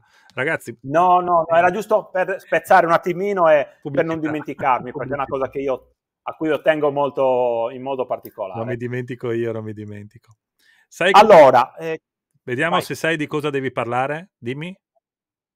Io penso che ancora ci toccherà parlare di artificiali, No, perché ne no, no, abbiamo... no. Facciamo una parentesi anche sui piombi, così chiudiamo il discorso Ah, montatura. ok. Allora, perfetto. Piombo, usiamo solitamente un classico pera plastificato, discorso giallo, bianco, eccetera, eccetera. Oggi, ultimamente, in questi ultimi anni, si stanno utilizzando anche dei piombi simili a questi con un'ancoretta, con un'arpetta anche qua per prendere qualche seppia e qualche polpo in più. Però io sono un purista del calamaro. Quando vado a fare calamari non mi interessano polpi, non mi interessa niente, vado a fare calamari, quindi tendo a usare un piombo classico da 100 grammi a salire, usiamo anche 150, 180. Se non volete usare questo tipo di piombo qua, cercate di usare un piombo più affusolato possibile, perché tende a avere una velocità di discesa superiore, cosa molto importante quando vai a fare calamari, perché a parità di artificiali, chi arriva prima sul fondo è più facile che abbia uno strike. Questo ormai l'abbiamo imparato da tanto tempo. Sì, diciamo che io invece diciamo che in certe situazioni tendo ad avere dei piombi più leggeri, 50-60 grammi di solito, e per sfruttare un po' meglio la canna, magari usare una canna un po' più sensibile, quindi una canna un po' più leggera che mi permette di vedere le tocche più leggere, perché in certi momenti, sia della giornata che del mese che dell'anno, il calamaro ho visto che tende a mangiare veramente molto male, appena tocca gli artificiali. Non riuscire a vedere questi piccoli movimenti della canna, che con un piombo da 100 grammi diventa un po' più difficile, ovviamente, mi pregiudica qualche bel calamaro. Quindi preferisco in certe situazioni, quando non c'è tanta quantità, magari metterci un po' più tempo per arrivare giù, ma avere più sensibilità in canna. Ma questo penso dipenda un po' dalle nostre esperienze dirette. Poi considera che io parlo di calamari e dove vado a pescarli io in Croazia, siamo sui 30-35 metri barra 40 d'estate, e d'inverno sono andato un po' di volte a Trieste, ma a Trieste parliamo 15 metri, 18, 20, 25 metri al massimo, quindi sono delle profondità anche diverse e in assenza di corrente. Dopo vedremo anche l'assetto della barca, come si fa quando c'è vento, quando c'è corrente, scaroccio, ce n'è ancora di roba da fare qua.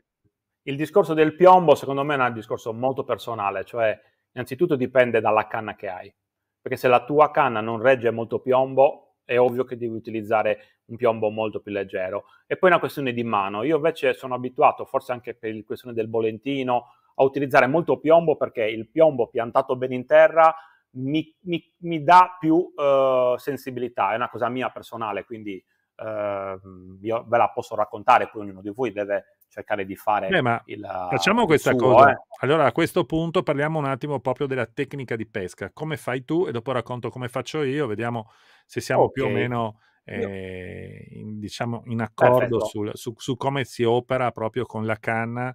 Qual è la tua azione di pesca? Come fai? Allora, partiamo dal presupposto che noi siamo garisti di pesca al calamaro, quindi anche il peso del piombo è pesante per essere rapidi, quindi per gettare in fretta, per arrivare sul fondo molto velocemente. Quindi noi partiamo dal 100 a salire. Io prima ho parlato di 100, ma molte volte usiamo anche piombi molto più pesanti. Però questo è un discorso molto, molto, molto da garista.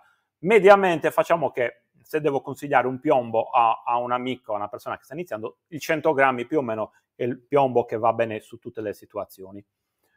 Noi caliamo, innanzitutto, quando andiamo a pesca, qui tu dopo farai il tuo ragionamento, caliamo solo esclusivamente quando il nostro strumento vede i calamari.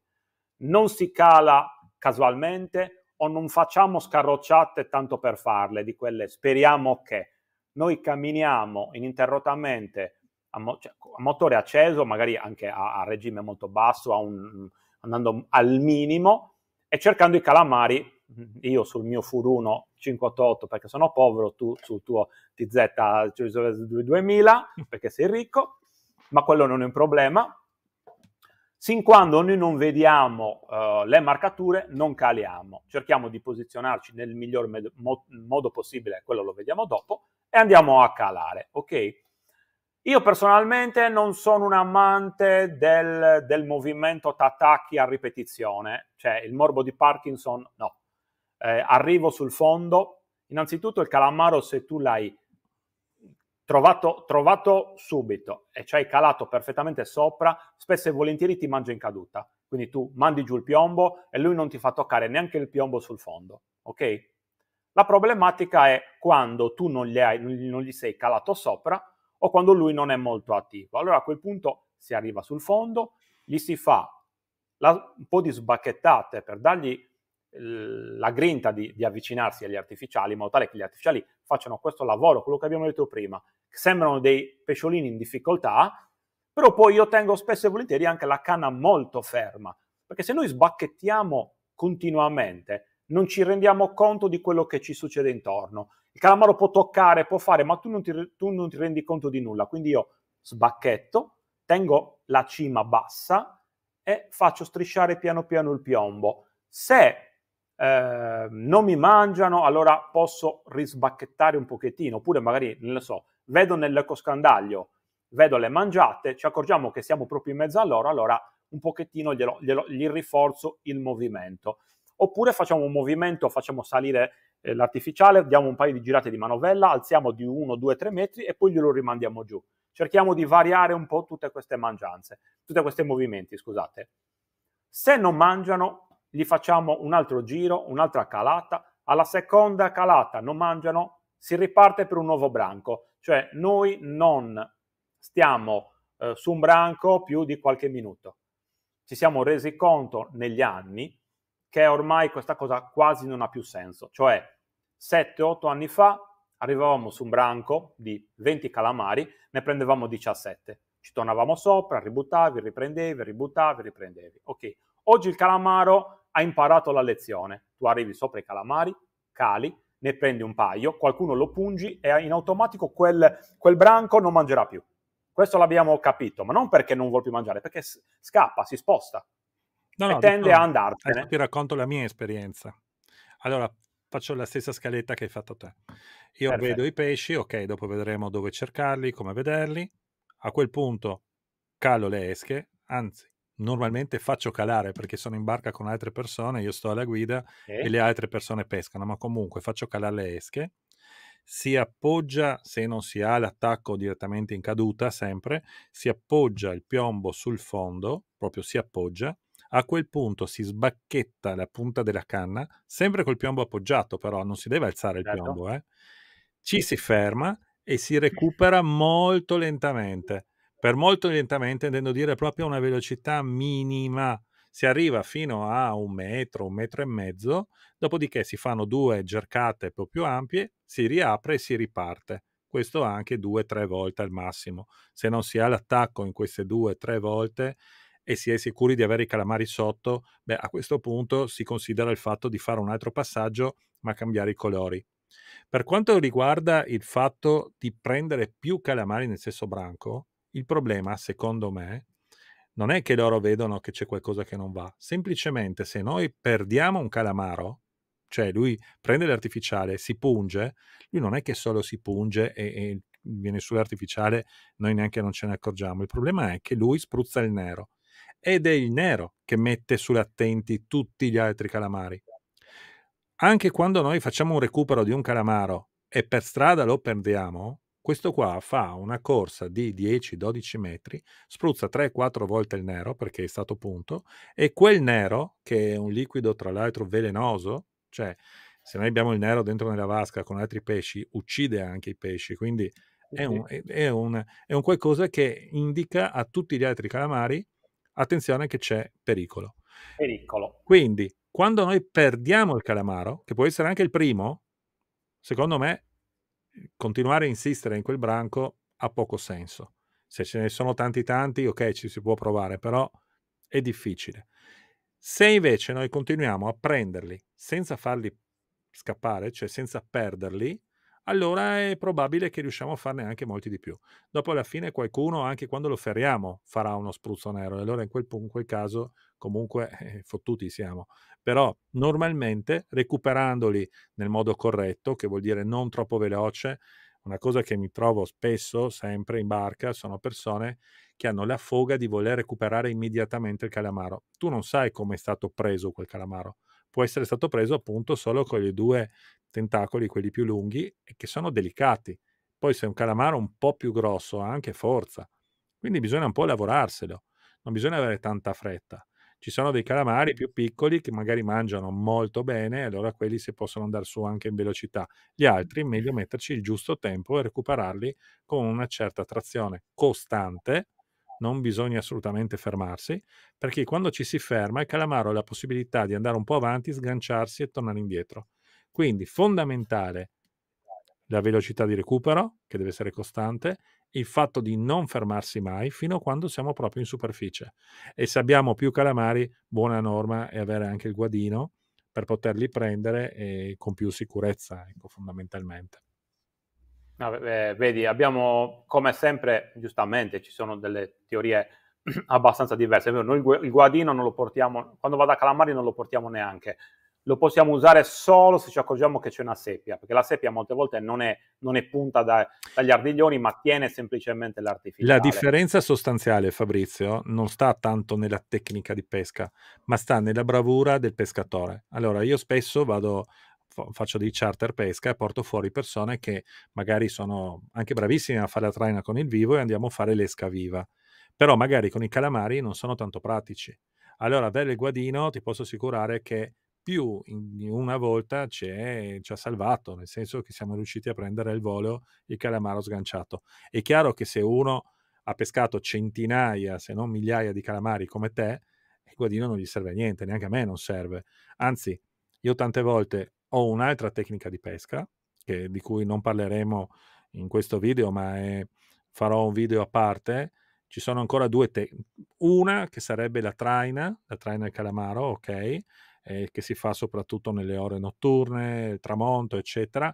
E dopo c'è ancora una tecnica che neanche Fabrizio conosce, e dovrà vedere il video se la vorrà conoscere, che è un'altra tecnica di traina, sempre fatta con gli artificiali di traina, ma che si fa di giorno e non di notte, e che paga tantissimo.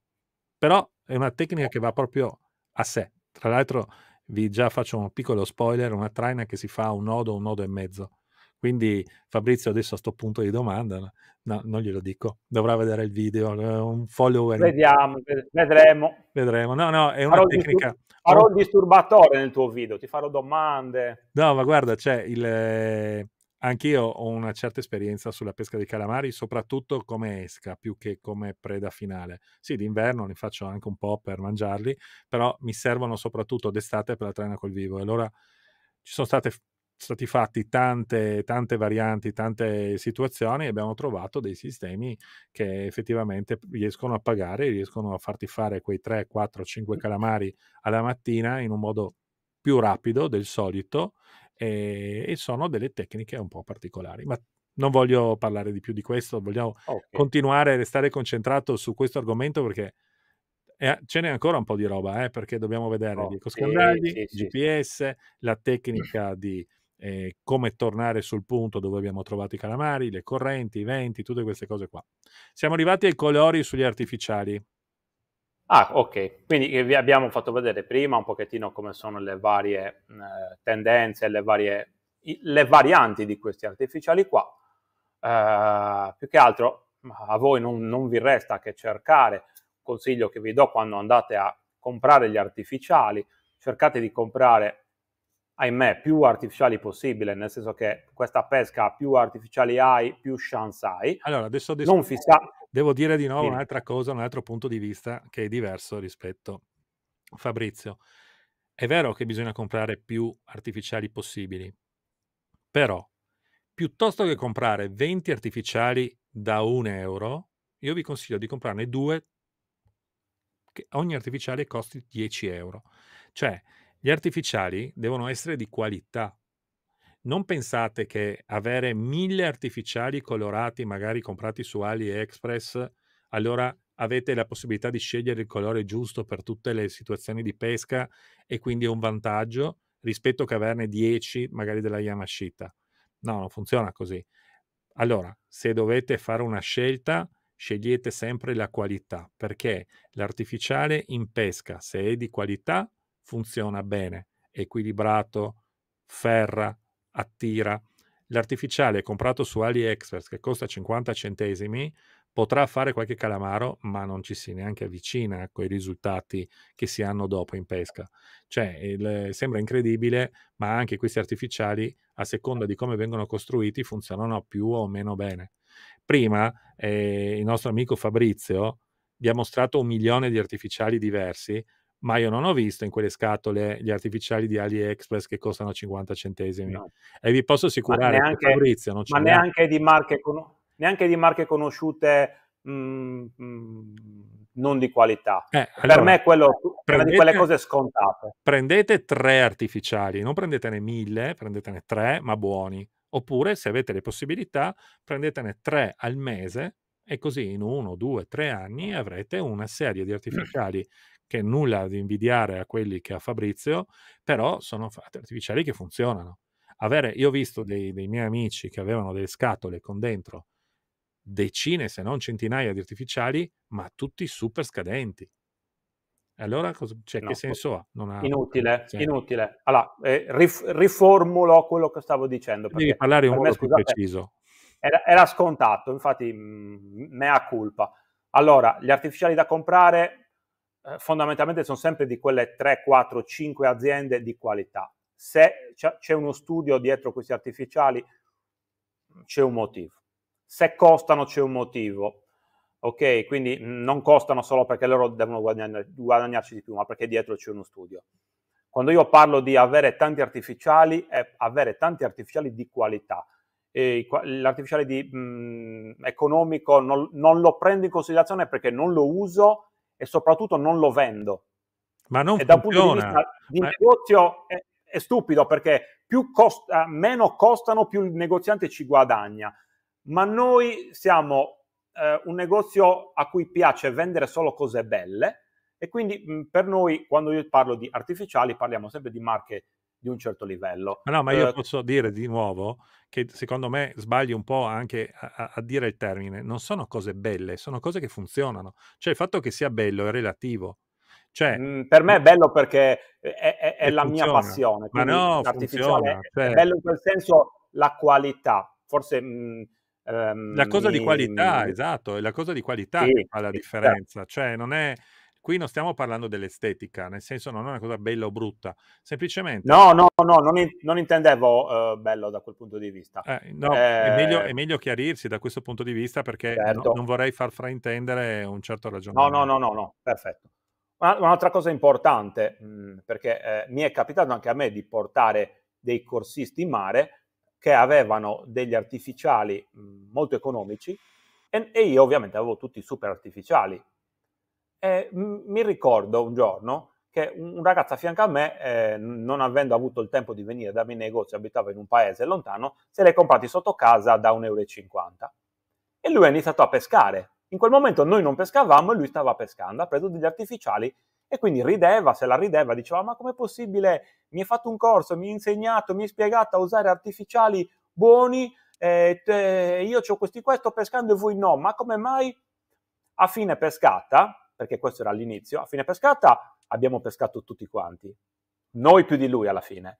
L'unico problema è che gli artificiali di cui io ti sto parlando, e parlo di un corso che ho fatto 5 anni fa, ce li ho ancora intatti. Quel ragazzo, tutti gli artificiali che ha usato, il giorno dopo li ha dovuti buttare, perché si sono smontati. Quindi un artificiale economico non è che non funziona, perché può anche trova il colore giusto, può mangiare. Il problema è che ti si smonta in mano e spesso e volentieri ti si smonta con un calamaro attaccato. Quindi tecnicamente è una cosa che per me è assurda. Io vado a pesca per il divertimento di stare a pesca, quindi quando ferro un calamaro lo devo portare su.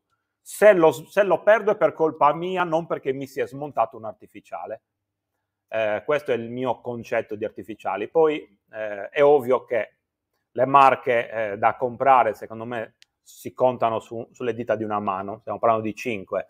Adesso non vorrei, però parliamo di Yamashita, di TD, Mataki, Seika, Sumizoku, G-Crack, 6 artificiali, tutti gli altri, io avrò 1500 artificiali, penso di non averne neanche uno di altre marche in generale. Questo è il mio concetto di pesca. Ovviamente sono veramente degli investimenti importanti, però li abbiamo fatti piano piano, col tempo. È il nostro divertimento, quindi ci sta. Noi andiamo ormai a calamari non più per fare esca, ma semplicemente perché ci piace questo tipo di pesca. Stiamo anche dalle 7 del mattino alle 6 di sera, 8 di sera a fare semplicemente calamari. È diventata per noi proprio una tecnica fine a se stessa, non più per andare a traina, non più per altro, semplicemente perché è un gran divertimento. Cercarli, trovarli e ragionare e cercare di prenderne, perché vuol dire che sei stato più intelligente e più sveglio di loro. Questa è una cosa molto importante. Ok. Allora andiamo avanti. Abbiamo un altro argomento, adesso cambiamo un po' argomento Ok. e vediamo un po' ricerca e pesca di calamari. Tra poco parleremo dell'ecoscandaglio e del GPS, però facciamo innanzitutto come si affronta Ah, perfetto. una battuta di pesca, diciamo, senza analizzare troppo gli strumenti adesso, li vedremo dopo perché quelli sono un po' Ok, parliamo solo commerciali. del metodo di posizionamento quando vediamo i calamari. Esatto. Allora noi Allora, la cosa... siamo con la barca, abbiamo Perfetto. la corrente in una certa direzione. Cosa facciamo quando vediamo sul nostro ecoscandaglio a un certo punto il branco di calamari? Ok, quindi partiamo dal presupposto che quando stiamo cercando i calamari, il nostro sguardo deve essere rivolto solo, esclusivamente a GPS e ecoscandaglio. E anche quando fate le manovre per trovarli, non guardate mai il mare, non guardate mai il vento, guardate semplicemente i vostri strumenti, perché il vento, il mare vi può trarre in inganno. La vedete questa striscia azzurrina? Ok, quella sarà la traccia del nostro GPS. Fondamentale, chi non ha messo la traccia nel GPS la deve mettere, perché altrimenti noi non riusciamo a trovare bene i nostri calamari. Il punto giallo, che ha segnato Davide, è il punto dove noi, camminando, abbiamo trovato i calamari. E ci abbiamo messo Ovviamente, sopra un waypoint. però possiamo anche non metterlo, nel senso che se la manovra è veloce, io non metto il punto, non faccio in tempo perché perdo tempo. Quindi per me quello è semplicemente il punto dove io camminando vedo i calamari. Ok? In questo caso io sono a favore di corrente. Quindi se io mi fermassi appena vedo i calamari, rischio che nel giro di 5 secondi, con la corrente che mi porta, in questo caso verso l'alto, perdere i calamari in pochissimi istanti, quindi gettare le nostre esche e essere già fuori dal punto di pesca. Infatti vedete che io in questo disegno tendo a fare una curva, un cerchio molto veloce e mi riposiziono nella traccia poco prima del punto dove ho visto i calamari. Fermandoti in quel punto sono sicuro che lo scarroccio mi riporterà esattamente sopra i calamari. Sembra una fesseria, sembra una cosa logica quando la vedi, però vi posso garantire che centinaia di persone con cui sono andato a pescare non fanno questo. Tendono, in questo caso, chi vede i calamari a andare in retromarcia a tutta velocità. Il problema andando in retromarcia a tutta velocità è che innanzitutto il nostro escoscandaglio in retromarcia tenderà a non vedersi più, quindi creerà dei grossissimi disturbi. E poi, se oltre alla corrente c'è anche mare, noi andando in retromarcia imbarchiamo acqua, quindi quella è una manovra secondo me totalmente sbagliata. Quindi vedete, io faccio proprio un cerchio e mi riposiziono nella stessa posizione di prima, mettendomi il punto dei calamari leggermente avanti e prendendolo piano piano in scarroccio. Poi, ovviamente, se nel primo passaggio siamo riusciti a mettere un waypoint, diventa tutto più facile, abbiamo il punto, però tenete conto che spesso e volentieri io non faccio questo per una questione di velocità, quindi torno indietro e mi riposiziono semplicemente sulla traccia. Ok, poi il waypoint lo calcolo, lo schiaccio magari la seconda volta. Ok? E questo è quando noi stiamo pescando a favore di corrente.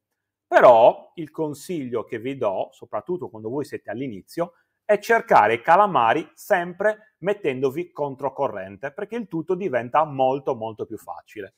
Cosa vuol dire? Noi stiamo camminando come nell'esempio di prima.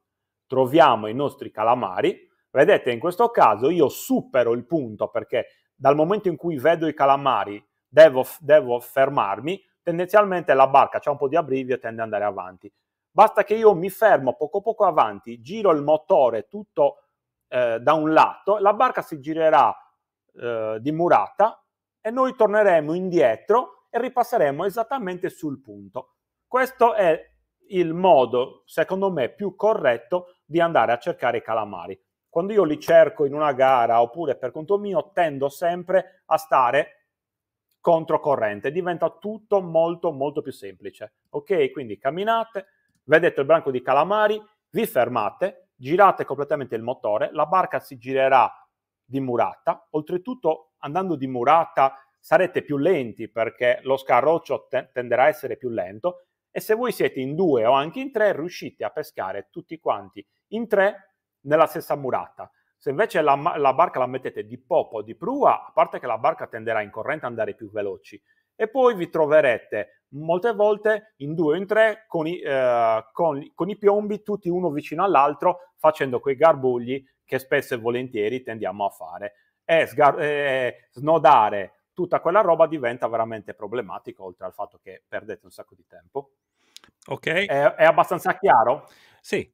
L'unico problema è come sempre che abbiamo diversi punti di vista e dopo andiamo a vederli entrambi. Ma quello, E questo quello qui ci mi fa sta, piacere perché ci sta, abbiamo ovviamente da discutere. ci sta.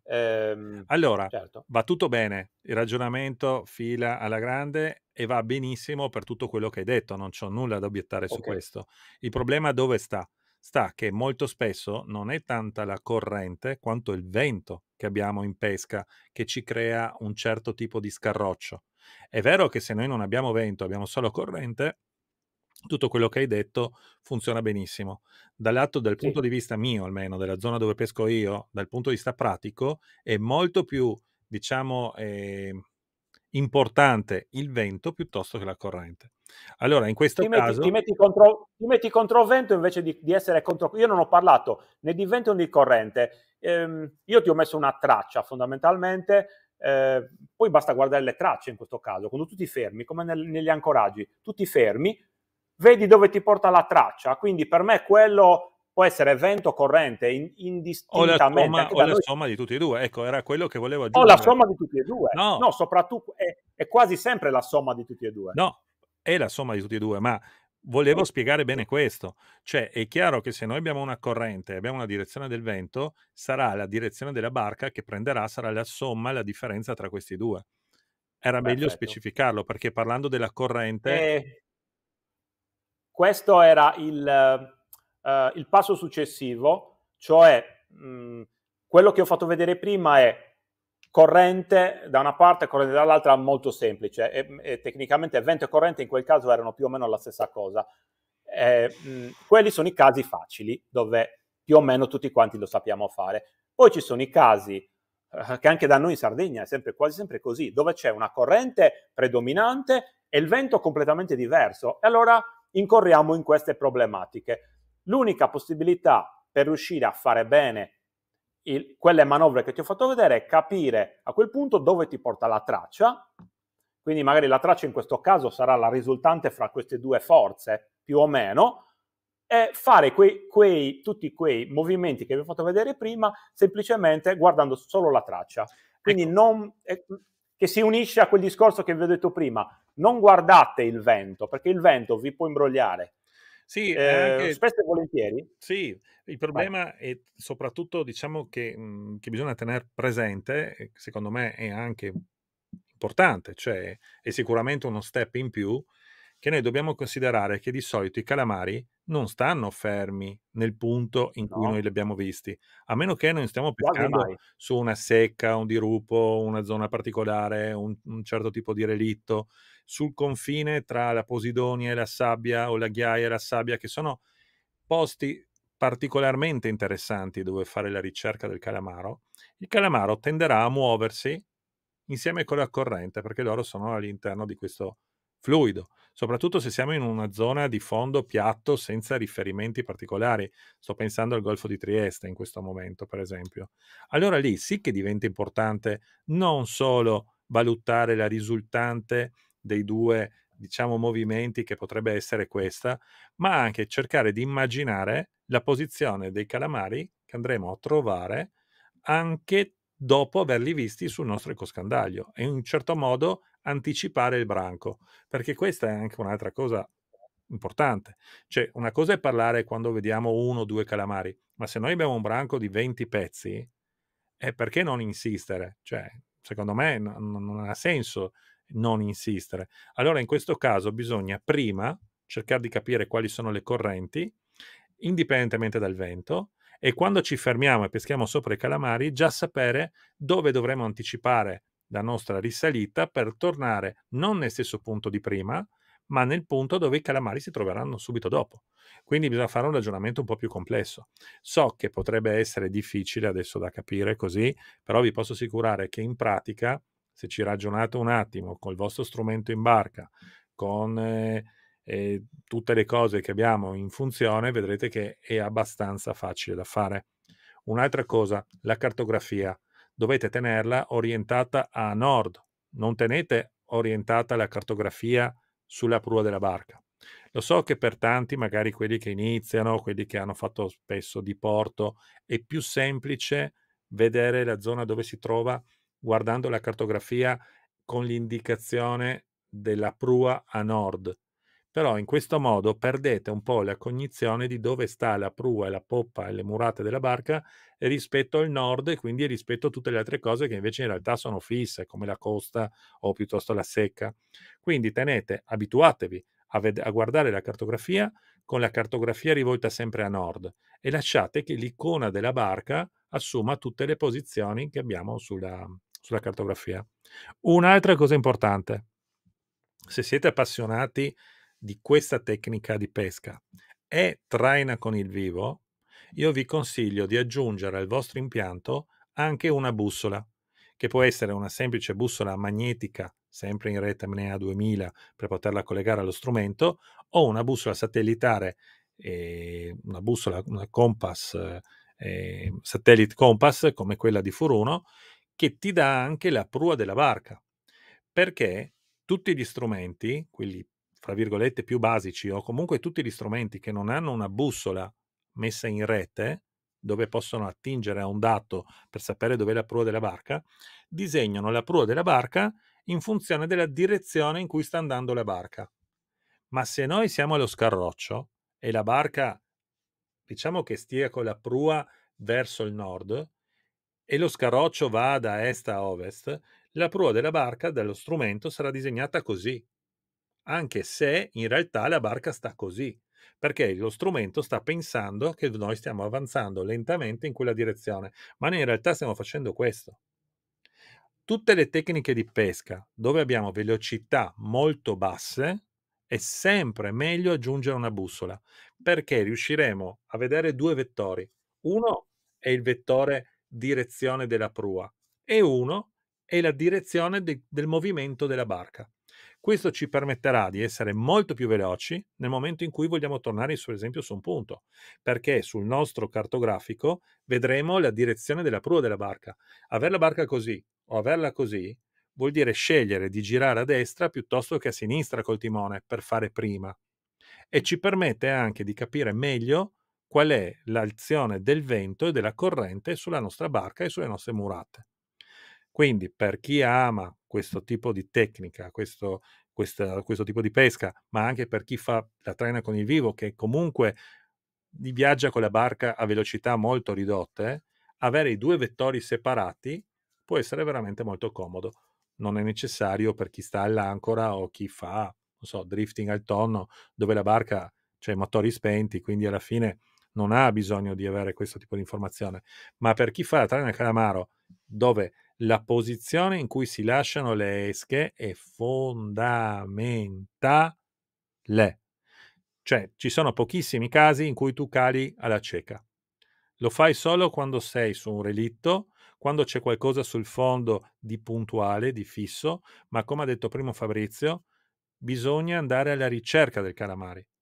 Io ho tantissimi esempi di pescatori, fra virgolette, professionisti, perché c'è gente che vive di questo in Croazia e cioè loro vanno in una certa zona, si fermano e cominciano a fare delle strisciate lunghe anche mezzo miglio, lanciano i loro artificiali e provano a pescare. Pescano.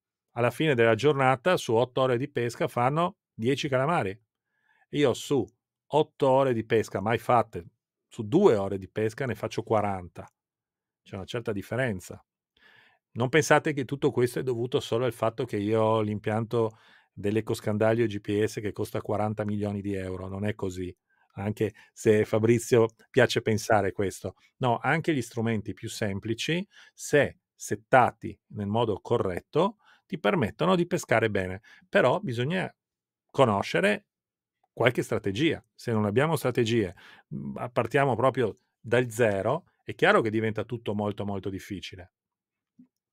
Bisogna conoscere il proprio strumento, sapere cos'è il gain, sapere cos'è il clutter, usare anche lo shift se siamo a profondità considerevoli, imparare a riconoscere i mark dei calamari, che sono comunque abbastanza visibili, non è così difficile riconoscerli. Proprio sugli strumenti più semplici, quelli dove non hanno tante regolazioni, tutto in automatico, allora lì ci può essere della difficoltà in più. Però con uno strumento già dove possiamo fare alcune regolazioni manuali, vedi gain o clutter, o chiamato in un altro modo, per esempio intensità nella Raymarine o palette colori nella Lowrance. Ecco, se noi impariamo a utilizzare queste 2 o 3 funzionalità, scala e manuale, noi riusciremo a identificare abbastanza facilmente i nostri branchi di calamari, ma anche il calamaro singolo, 1 o 2 calamari. Per iniziare vi posso dire, forse la cosa più semplice è andare a cercare banchi di pesce, che non siano giganteschi, ma comunque banchi di pesce, che siano a mezz'acqua, e andare a provare a pescare i calamari sotto questi banchi, perché molto spesso i calamari stazionano sotto i banchi più grandi di pesce, dove ogni tanto vanno su, fanno un attacco, catturano qualcosa e dopo tornano giù. Quindi, se trovate dei mark sotto dei banchi di pesce foraggio e siamo nella stagione giusta, nella zona giusta, le profondità più o meno sono quelle giuste, abbiamo buone possibilità di trovare i calamari. Concordiamo perfettamente su questo. Ma su quasi tutto, Fabrizio, non solo su questo. Ah, ok. Cioè, non è che abbiamo semplicemente forse delle esperienze leggermente diverse a seconda appunto sia della zona dove vai a pescare che anche delle esperienze fatte con le persone che hai magari in barca, che hanno delle esperienze Sì. proprio diverse. Io ho visto che cambia tantissimo a seconda di chi hai in barca e quindi devi un po' imparare ad ottimizzare certe cose, ecco, tutto qua. Ma sicuramente il fondale che c'è da noi è proprio completamente diverso dal vostro, quindi giustamente bisogna un po' adattarsi alla situazione. E adesso un po' qui andiamo a vedere nello specifico periodi, orari, profondità, spot, quindi ovviamente cambiando lo spot cambiano anche un po' le tecniche, questo è un dato di fatto. Ma ripeto, io parlo con centinaia di pescatori tutti i giorni per il mio lavoro e difficilmente trovo teorie tutte uguali, quindi il bello della pesca è anche questo, bisogna ascoltare tutti, fare delle prove e poi alla fine fare un mix di quello che ti può servire per ottimizzare la pescata diciamo a casa tua fondamentalmente. Parliamo un po' di periodi allora di pesca? Quando... Allora, ok, parliamo di periodi di pesca. Io vado un po' controcorrente e ormai ti dico che il calamaro, a differenza di quello che si pensava, io stesso pensavo fino a un po' di anni fa, lo trovi 12 mesi all'anno. Ovviamente con le dovute proporzioni, perché d'estate ne trovi molto meno, in autunno è il top, in primavera riesci ancora ad averne, però qualche calamaretto più o meno se vuoi andare a pesca o qualche calamaro da mangiare, secondo me lo trovi 12 mesi all'anno. Ovviamente il periodo top va da settembre a dicembre fondamentalmente, periodo dove ci sono più calamari nelle battimetriche tra i 40 e 50, dai 30 ai 50 e soprattutto poi magari in quel periodo lì, da lì in poi li prendi anche a traina. In estate iniziano invece a esserci anche numeri importanti. Noi fino a qualche anno fa iniziavamo a settembre a fare calamari. Negli ultimi 3-4 anni, l'anno scorso per esempio, già a metà luglio si riuscivano a prendere un po' di calamari, ad agosto un giorno 10, un giorno 8, un giorno 0 e un giorno 50. Quindi non fatevi fermare dal discorso caldo. Un'altra cosa importante, una cosa stranissima, ancora oggi non mi capacito. L'anno scorso, per esempio, i calamari sono arrivati a luglio e tutti quanti pensavano ai 50 metri, perché essendoci più fresco il calamaro sta meglio.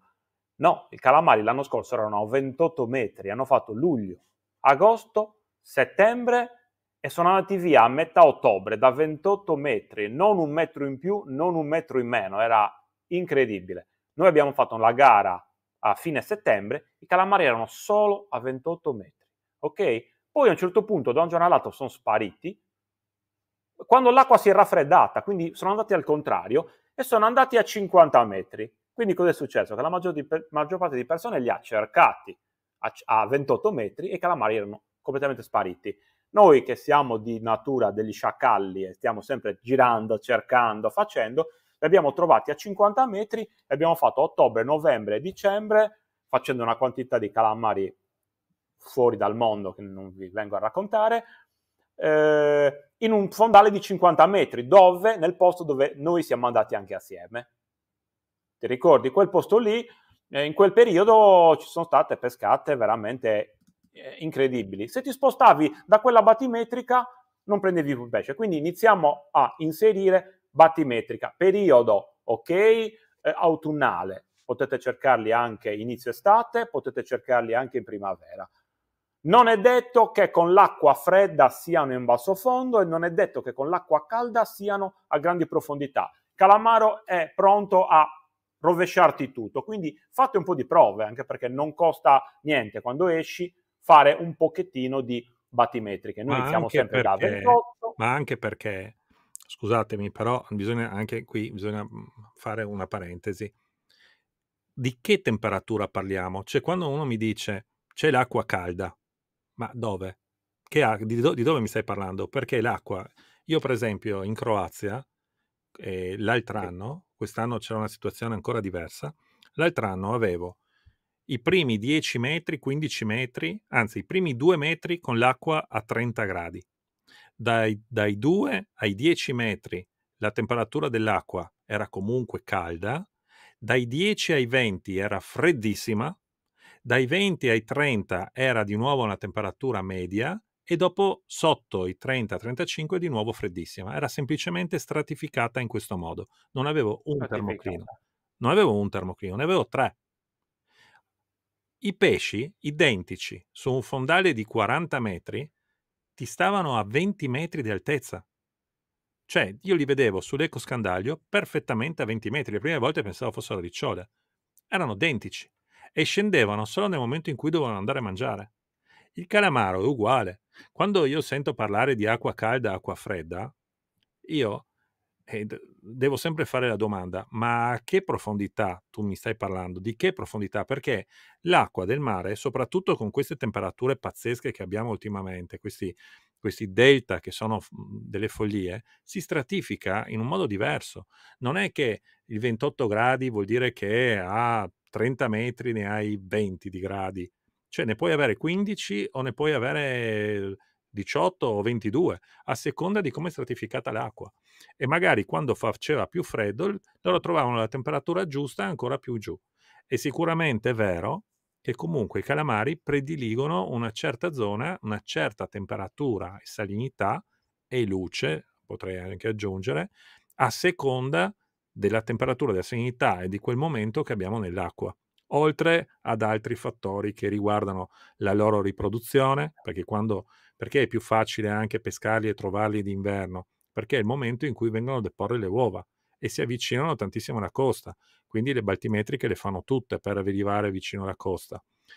D'estate è sicuramente più difficile farli, però per esempio quest'anno li pescavi, parlo sempre per la Croazia, per la zona dove vado io, dai 28 ai 30 metri.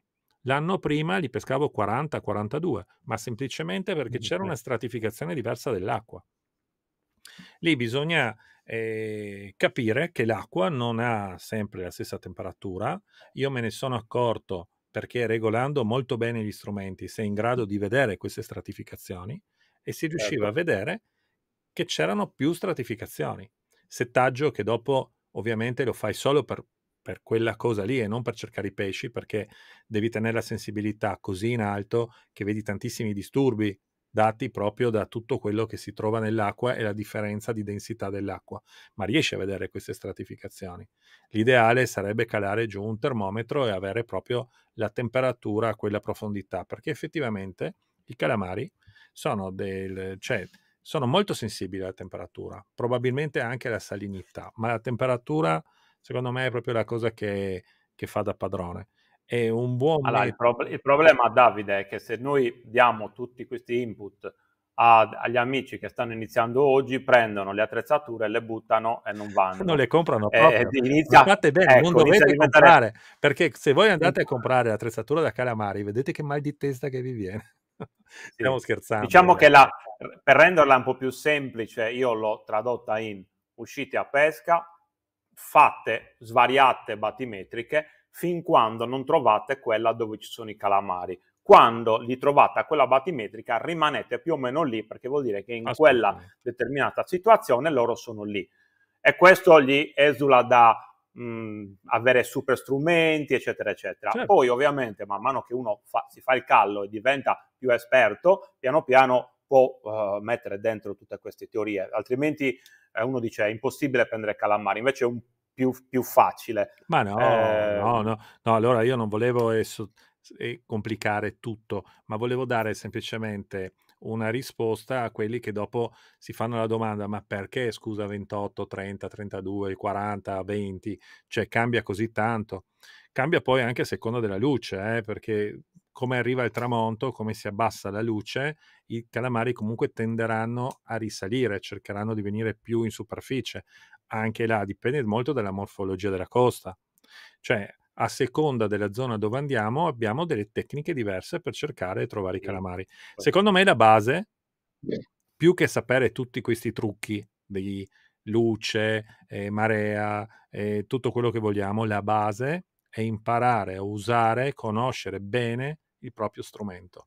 Ecco, e quindi io se devo semplificarla ancora di più, non preoccupatevi tanto di dove siete, ma se voi sarete in grado di riconoscere i calamari sul vostro strumento, in qualsiasi posto voi vi trovate, a patto che i calamari ovviamente ci siano, perché io per il momento li ho trovati praticamente dappertutto, in concentrazioni diverse ovviamente.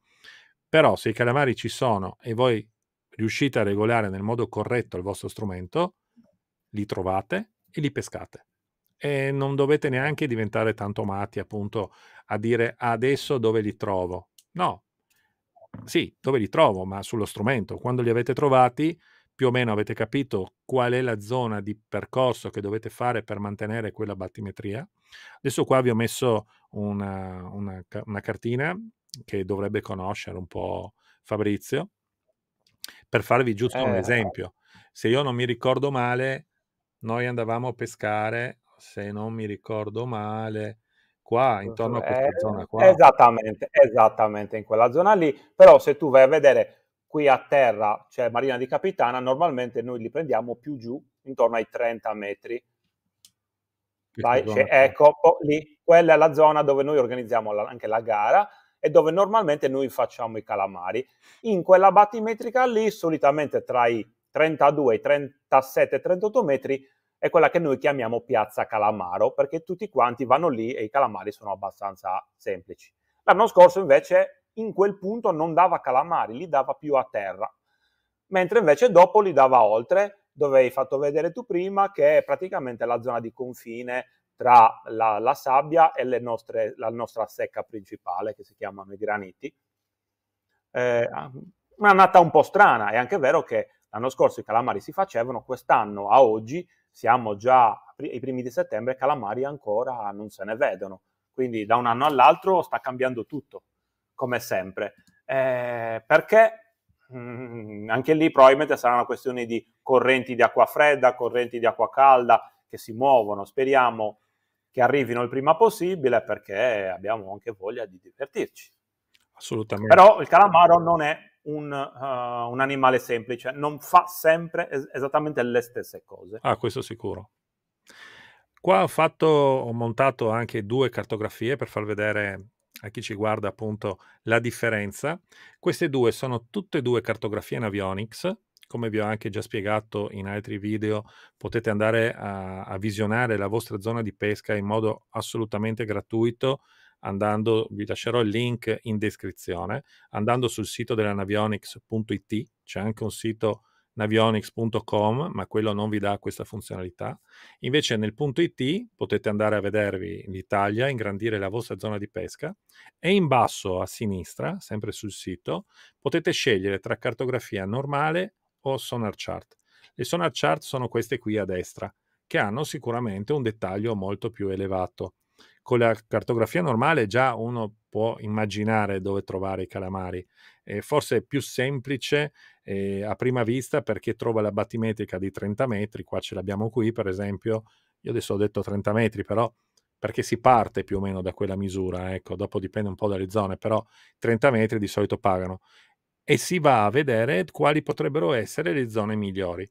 Sulle sonar chart andrò a individuare le zone magari con dove il fondo non degrada troppo velocemente. Ecco, a differenza dei dentici, per esempio ricciole, che amano le scogliere a picco, i calamari preferiscono o un fondo piatto, dove possono trovare comunque qualcosa da mangiare, quindi ci deve essere un po' di vita, pesce, eccetera, o dei fondi dove degradano in un modo costante, abbastanza lento. Io ho visto che quelle sono le zone migliori, anche perché potete andare a cercare, come questa zona qua, su diverse baltimetriche, no? Ecco, qua si vede ancora meglio, ho fatto un ingrandimento. Potete andare a scegliere una battimetrica dei 30 metri, ma arrivare fino ai 25, andare ai 35, ai 40 e vedere un po', anche questa zona qui potrebbe andare assolutamente bene, per andare a trovare appunto i primi banchi di calamari o anche elementi singoli, fare le prime calate e fare un po' di test, un po' di prove. Ecco, un'altra cosa, un consiglio che vi do, come riconoscere il calamaro sul proprio coscandaglio. Sembra... Abbiamo anche qualche foto, Davide, o comunque la inseriamo?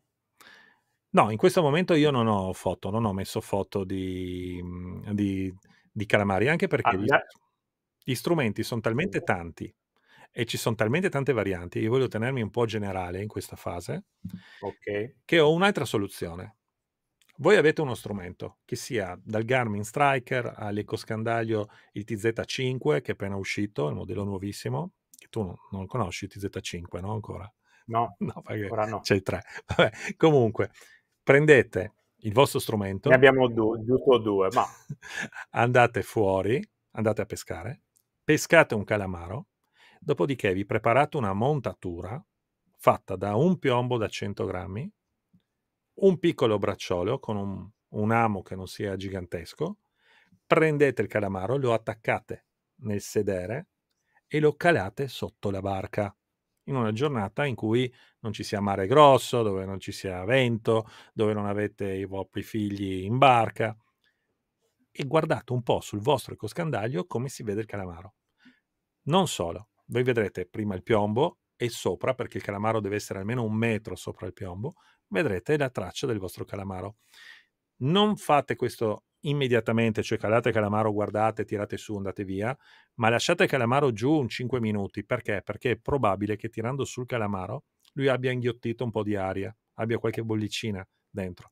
Quindi ci vuole comunque un tempo, perciò, che lui si pulisca bene il sifone e non ci sia aria all'interno, ma riuscirete a individuare perfettamente il mark del calamaro. A quel punto un altro consiglio: portatelo alla profondità operativa, questo vuol dire se lo avete pescato a 30 metri, andate intorno ai 30 metri, 25, 28, non lo so. Se l'avete pescato a 25, andate sui 23, 22.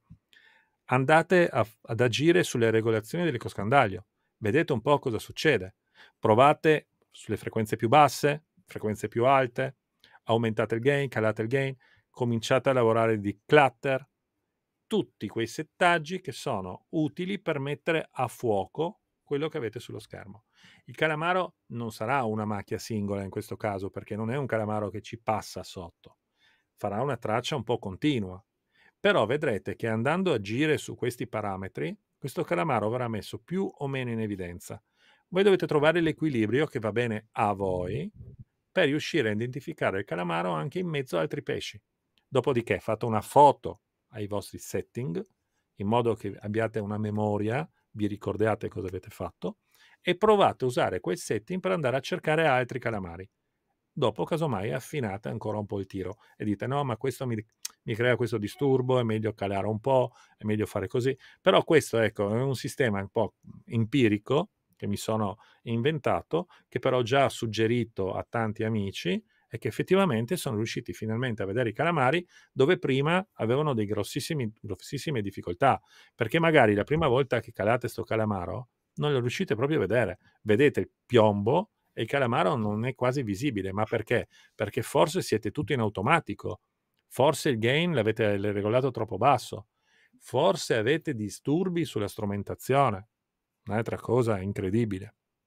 Un altro problema che sembra pazzesco: se noi abbiamo l'impianto fatto male in barca e andiamo a pesca dei calamari col motore acceso e magari il motore genera disturbi sullo schermo, è difficilissimo trovare i calamari. Perché? Perché come alziamo il gain, compaiono tutti i disturbi sullo schermo e il schermo diventa sporco. Se noi abbassiamo troppo il gain, spariscono i disturbi, ma spariscono anche i calamari. Il calamaro non è un pesce che ha la vescica natatoria che ti fa un bel mark rosso, cioè un qualcosa di estremamente visibile. Di solito sono delle barrette più o meno visibili, azzurro, blu, fino all'arancio, il giallo, il rosso praticamente mai, ma son anche il verdino? dipende. Eccolo là. Ecco il calamaro. Questi sono i calamari che pesca Fabrizio, come vedete, no, lui ne prende tantissimo, tutti così, lavabili in Sì, lavatrice, questo si usa anche così. come Comunque, richiamo. scherzando e ridendo, anche questo colore qua, spesso e volentieri. Ma anche il nero per me, io che vado a pesca di calamari, soprattutto di giorno, il nero mi paga tantissimo, il nero DTD, tra l'altro. Anche il nero Beh, Mataki, che anche quello devo dire che ha una guarda che qua ci sono 50 gradi, basta. sì, ma più che altro tutti i follower adesso ti stanno odiando, perché io stavo parlando Eh, di settaggi, sono tutti interessatissimi su questa cosa, Era, si sono era una cuccati gag 2 fatta ore di apposta. video e te mi metti questo cappellino qua in testa del calamaro, non ho capito. Era una gag fatta apposta per lasciarli sulle spine. Ah, ok, va bene. Allora ok. No, comunque vi stavo dicendo, questo semplice trucchetto, questa piccola regola vi aiuterà tantissimo. come ha detto Fabrizio, lasciate sempre la traccia attiva, quindi vedete dove siete già passati. Quando pescate dei calamari, un consiglio che vi do, mettete un mark, perché dopo 1 anno, dopo 2 anni, può esservi utile sapere più o meno la zona dove li avete trovati, e da quanti mark avrete in una zona vi fate un'idea un po' della concentrazione di calamari che avete nella vostra zona di pesca. Dopo, non lo so. Il punto non sarà mai quello, la zona però resta più o meno lì. Stiamo parlando di zona di pesca, non stiamo parlando di punti precisi. Ma poi ci sono comunque dei punti dove loro ci sono più o meno sempre, perché evidentemente quello è proprio il loro È vero. habitat perfetto, quindi anche negli anni si ripete, però normalmente noi li marchiamo in stagione, più o meno quando li marchiamo rimangono lì, però da stagione a stagione fondamentalmente è avere la zona, Ma dipende è tutto molto dalla importante. conformazione del fondo. Io in Croazia ho 10 punti, dico 10 perché li ho selezionati tra tutti, dove io so che se vado lì in qualsiasi momento dell'anno, faccio il primo, secondo, terzo, quarto, quinto, e dentro i primi 5-6 un paio di calamari per esca riesco a trovarli. Ma appunto ci ho messo anni, sono andato a pescare tante volte, lì probabilmente ci sono delle condizioni particolari per cui i calamari si trovano bene, e basta. E, ecco, un'altra cosa di cui volevo parlare è anche il discorso della forma del fondo, la baltimetria. Già vi ho detto prima, il fondo, se ha una leggera pendenza, secondo me è migliore, ma non è l'unico sistema. Per chi vuole proprio il massimo, visto che mi chiedete anche spesso questa cosa, vi faccio vedere un'altra cosa, cioè come pesco io. 1 milione di euro di strumenti, no, non 1 milione, comunque si spende un po'. Un ottimo sistema per pescare i calamari è fare la mappatura del fondo. Ci sono 2 modi: o c'è la mappatura, quella semplice, fatta col proprio trasduttore di poppa, dove già il GP1971 con la carta Navionics, ma anche altri strumenti come Striker della Gairon, come Raymarine, come la Lowrance propone, fare quindi la mappa, cercare di disegnare la mappa della zona dove siamo, che non coincide praticamente mai con le cartografie e quindi è molto più precisa, o farsi la mappa da sé. Io di solito non mostro mai le cose che faccio sul mio strumento, però visto che me lo chiedete in tanti, a questo punto lo faccio. Come vedete io mi genero una cartografia. Andando avanti e indietro, la mia strumentazione è un TZT-3, il DFF 3D più la sonda sua dedicata che è la B54, è un multibeam, questo vuol dire che ha 40 sonde di 3 gradi che lavorano all'unisono e che riescono a, diciamo, riportare tutte queste misurazioni in una volta sola sulla cartografia. Se sono a 50 metri, io leggo 50 metri a destra, 50 metri a sinistra, quindi con un passaggio faccio circa 100 metri e disegno tutto quello che c'è sul fondo in quei 100 metri.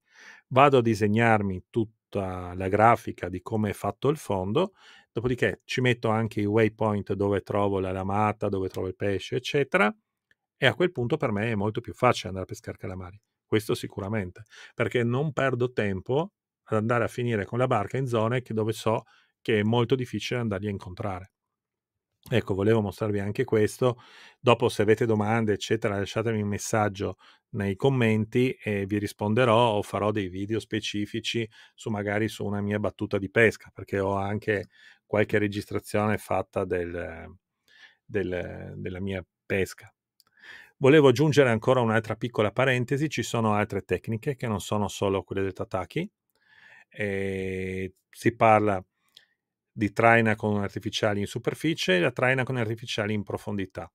E in questo caso parliamo anche di affondatori, piombi e canne e attrezzature particolari, ma non ne parleremo sicuramente in questo video perché diventa veramente troppo complicato fare tutto. Già adesso siamo a 2 ore e passa, quindi io direi di lasciare questi argomenti per il prossimo video.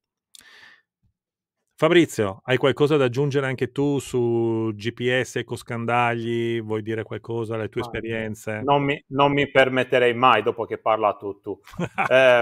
Più che altro, diciamo, tutti gli amici che ci hanno seguito e ci seguiranno, siccome gli argomenti sono tanti, magari qualcosa non l'hanno capita o magari qualcosa ci siamo anche dimenticati, se hanno qualche domanda o qualcosa non l'hanno capita, di farci delle domande e noi, come abbiamo sempre fatto, piano piano risponderemo a uno No, ma cercando di... io direi già di dire che faremo una live in cui risponderemo Ah, alle ok, 10, 15, 20 domande, quelle che magari riassumono le 1000 problematiche. domande.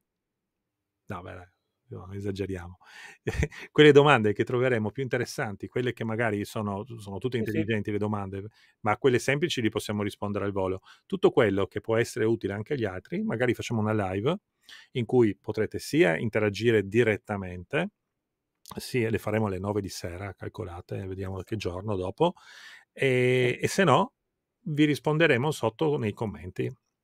Quindi comunque secondo me la live servirà perfetto. perché c'è tanta roba Mo- su cui... Molto volentieri, anche perché come era successo nella live del Volentino, ci siamo dimenticati tante cose, perché la tecnica di pesca è varia, noi abbiamo cercato di spiegare le cose basiche per farle capire a tutti, però non puoi spiegare tutto perché diventa alla fine anche pesante, uno non riesce a stare qui ad ascoltarci per 10 ore, mentre invece quando vi servono delle cose particolari vi preparate le vostre domande e noi cercheremo di rispondere al meglio.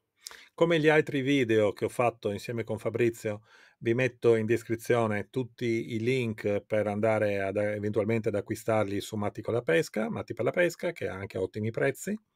E per me è finito. Vi ringrazio e grazie tantissimo come sempre Fabrizio e ci È vediamo stato un in piacere. live sicuramente. Ok, alla prossima. Ciao Ciao. ragazzi, ciao ciao.